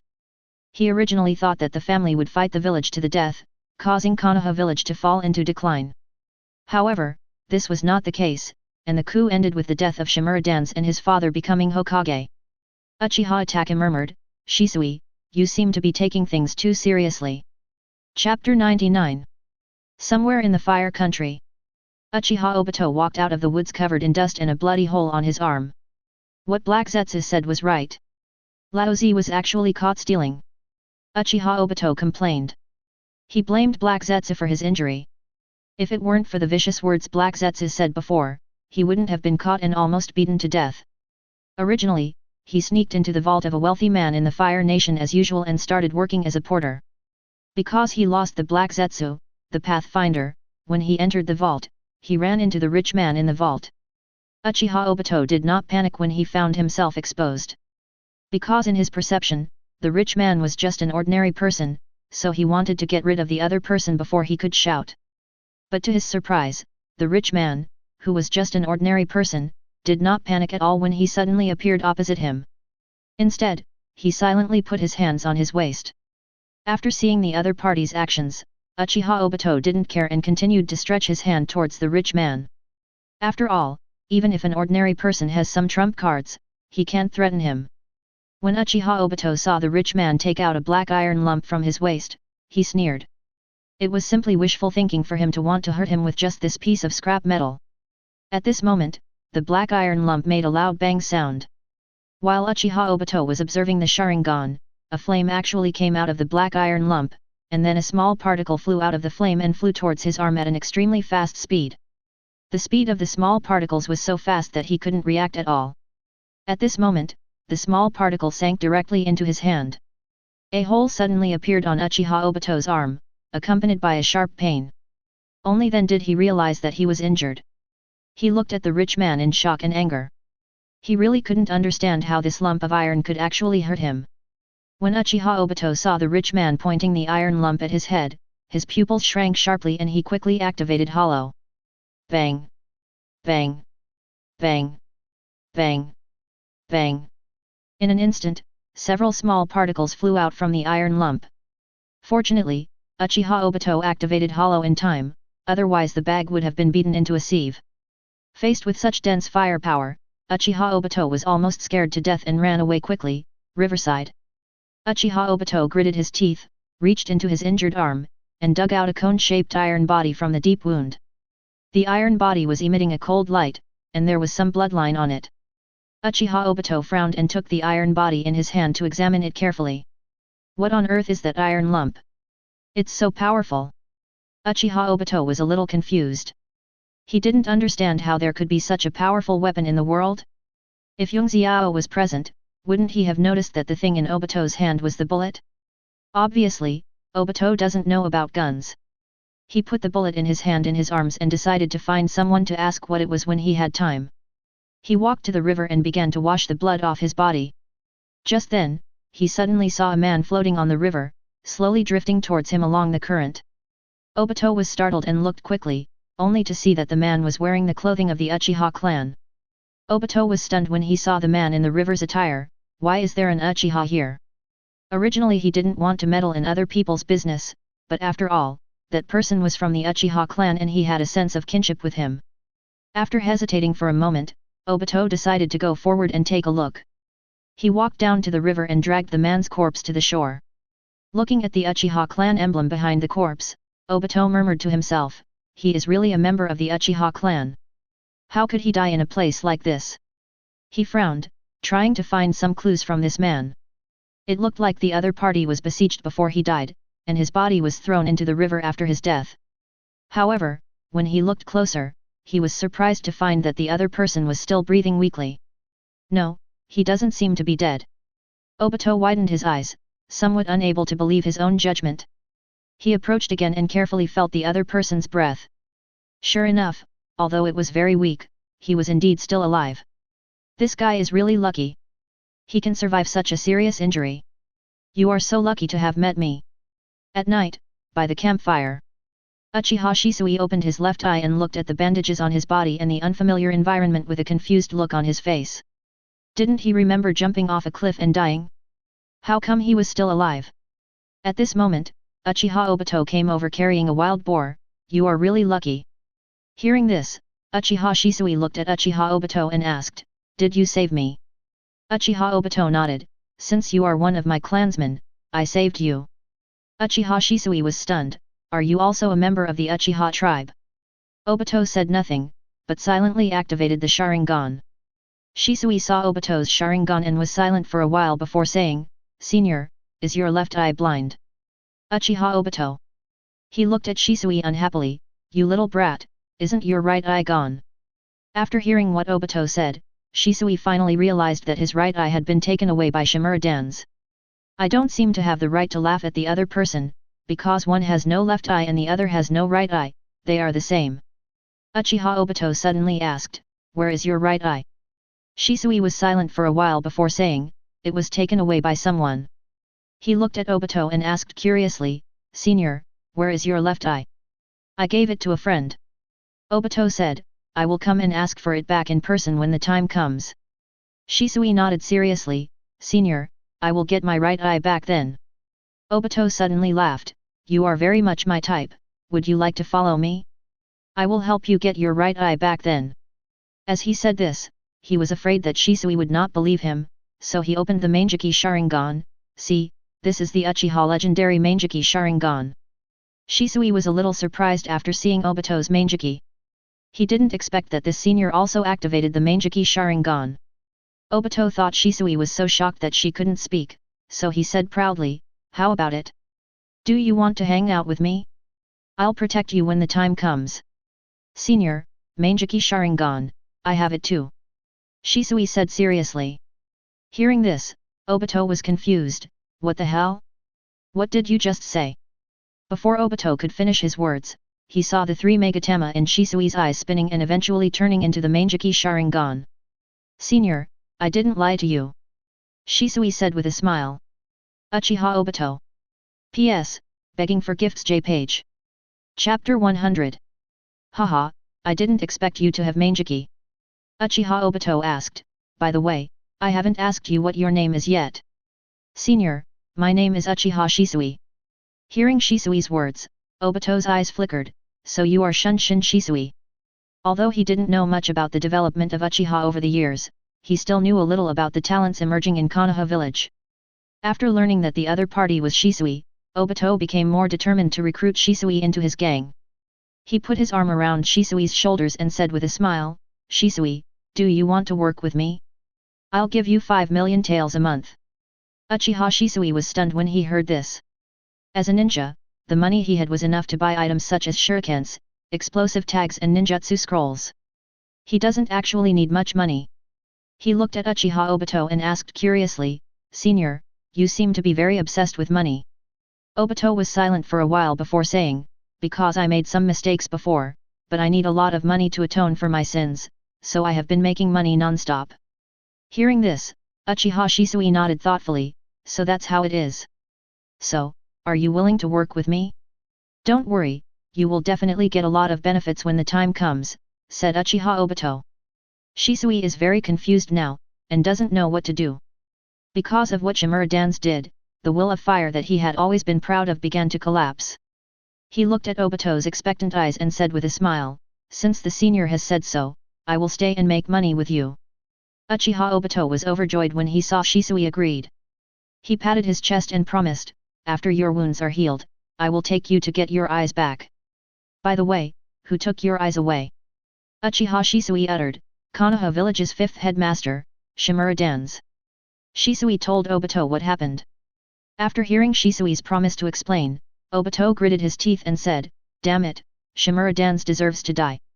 He looked at Shisui and continued, don't worry, I will help you get revenge when the time comes. Shisui looked at Obito with gratitude, thank you, senior. Obito waved his hand, since you are willing to be my little brother, I will take you to a place to see the world tomorrow. Senior, where is this place? Hey, secret. All right. The next morning, the two set off towards the border of the Fire Nation. Outside Yung Xiao's shop. It's another beautiful day. I hope there will be new orders today. Yung Xiao stood at the door, stretching lazily. Yesterday, a rich man suddenly came to Yung Xiao's shop.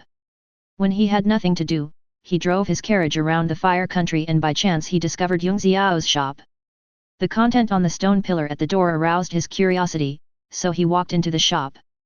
After learning that Yung Xiao had everything he needed, he immediately asked Yung Xiao if he had any weapons to defend himself. After learning about the other party's needs, Yung Xiao quickly recommended the hot weapons on the shelves to him. After seeing the power of guns, the rich man bought thousands of guns without hesitation to supplement his guards. But he didn't have that much money on him, so he bought a pistol and an assault rifle and left in a hurry. Before he left, he told Yung Xiao, boss, I'm going home to get the money now, and I'll be back early tomorrow morning. You must keep these guns for me. After saying that, he couldn't wait to get on the carriage and leave the border. Yung Xiao rubbed his hands excitedly, I wonder when the boss will come today. Thousands of guns, this is a big business. You should know that the price of an assault rifle is 1 million taels, and 100 of them is 100 million taels. If the rich man could really buy thousands of them, he would become completely rich. With the commission from this money, plus what he earned before, I believe he will soon be able to buy enough goods to increase his strength. When you become strong enough, you can leave the shop and go out to see the world. Thinking of this, Yung Xiao became extremely excited. Damn it, I've been in this world for a few months, and I finally see hope of getting out. Yung Xiao said excitedly. At this moment, several carriages were driving towards Yung Xiao's shop in the distance. Shit, the boss is finally here. Yung Xiao looked expectantly at the carriage in front. I saw a middle-aged man in fancy clothes getting off the carriage. After seeing Yung Xiao at the door, he quickly ran to Yung Xiao and said, Boss, I brought the money. Yung Xiao excitedly shook the rich man's hand, No, you are the boss. Yung Xiao's inexplicable words left the rich man confused, but he didn't care. Boss Yung Xiao, are the weapons ready? Asked the rich man. Of course, it has been prepared for you a long time ago. As long as the money is in place, you can have as much as you want. Yung Xiao said. The rich man nodded in satisfaction, Boss Yung Xiao, all my money added up to 500 million, how many weapons can I get from you? After hearing this number, Yung Xiao almost fainted with excitement. He took out a calculator and started to calculate. Boss, 500 million can be exchanged for 500 assault rifles from me. Yung Xiao said. 500, the rich man muttered. He didn't expect that all his property could only be exchanged for 500 guns. But he soon felt relieved when he thought about the power of the assault rifle. Yung Xiao felt a little guilty after seeing the rich man's look, because he also felt that the price of the assault rifle was a bit expensive. Moreover, the structure of this assault rifle is actually not that difficult. As long as you are willing to spend time studying it, I believe it can be developed with the technological level of the ninja world. But Yung Xiao had no intention of advising the other party. After all, he said he was a store manager, but he was just an employee in the system. You also need to sell goods to get commissions, so as to improve your strength, and then leave the store. Boss Yung Xiao, then first give me 300 assault rifles, 200 desert eagles, and 200 grenades, and replace the rest with bullets, said the rich man. Okay. I'll get it for you right away. Yung Xiao hurried into the store. Soon, the outside of Yung Xiao's shop was filled with assault rifles, desert eagles, dozens of boxes of grenades, and hundreds of boxes of bullets. Boss, all the weapons are here, would you like to order them? Yung Xiao asked. Okay, I'll have my men help you move the money in right away, said the rich man, and signaled his men behind him to move the money into the store. Yung Xiao was so happy that he couldn't stop smiling as he watched boxes and boxes of banknotes being moved into the store. With this money, he would surely be able to get out soon. If you're enjoying the story so far and want to hear the next parts, don't forget to like the video. It really helps the channel grow. And if you'd like me to continue the series, drop a comment below letting me know. Your feedback and support keep these audiobooks going strong. Thanks for listening, and I'll see you in the next one.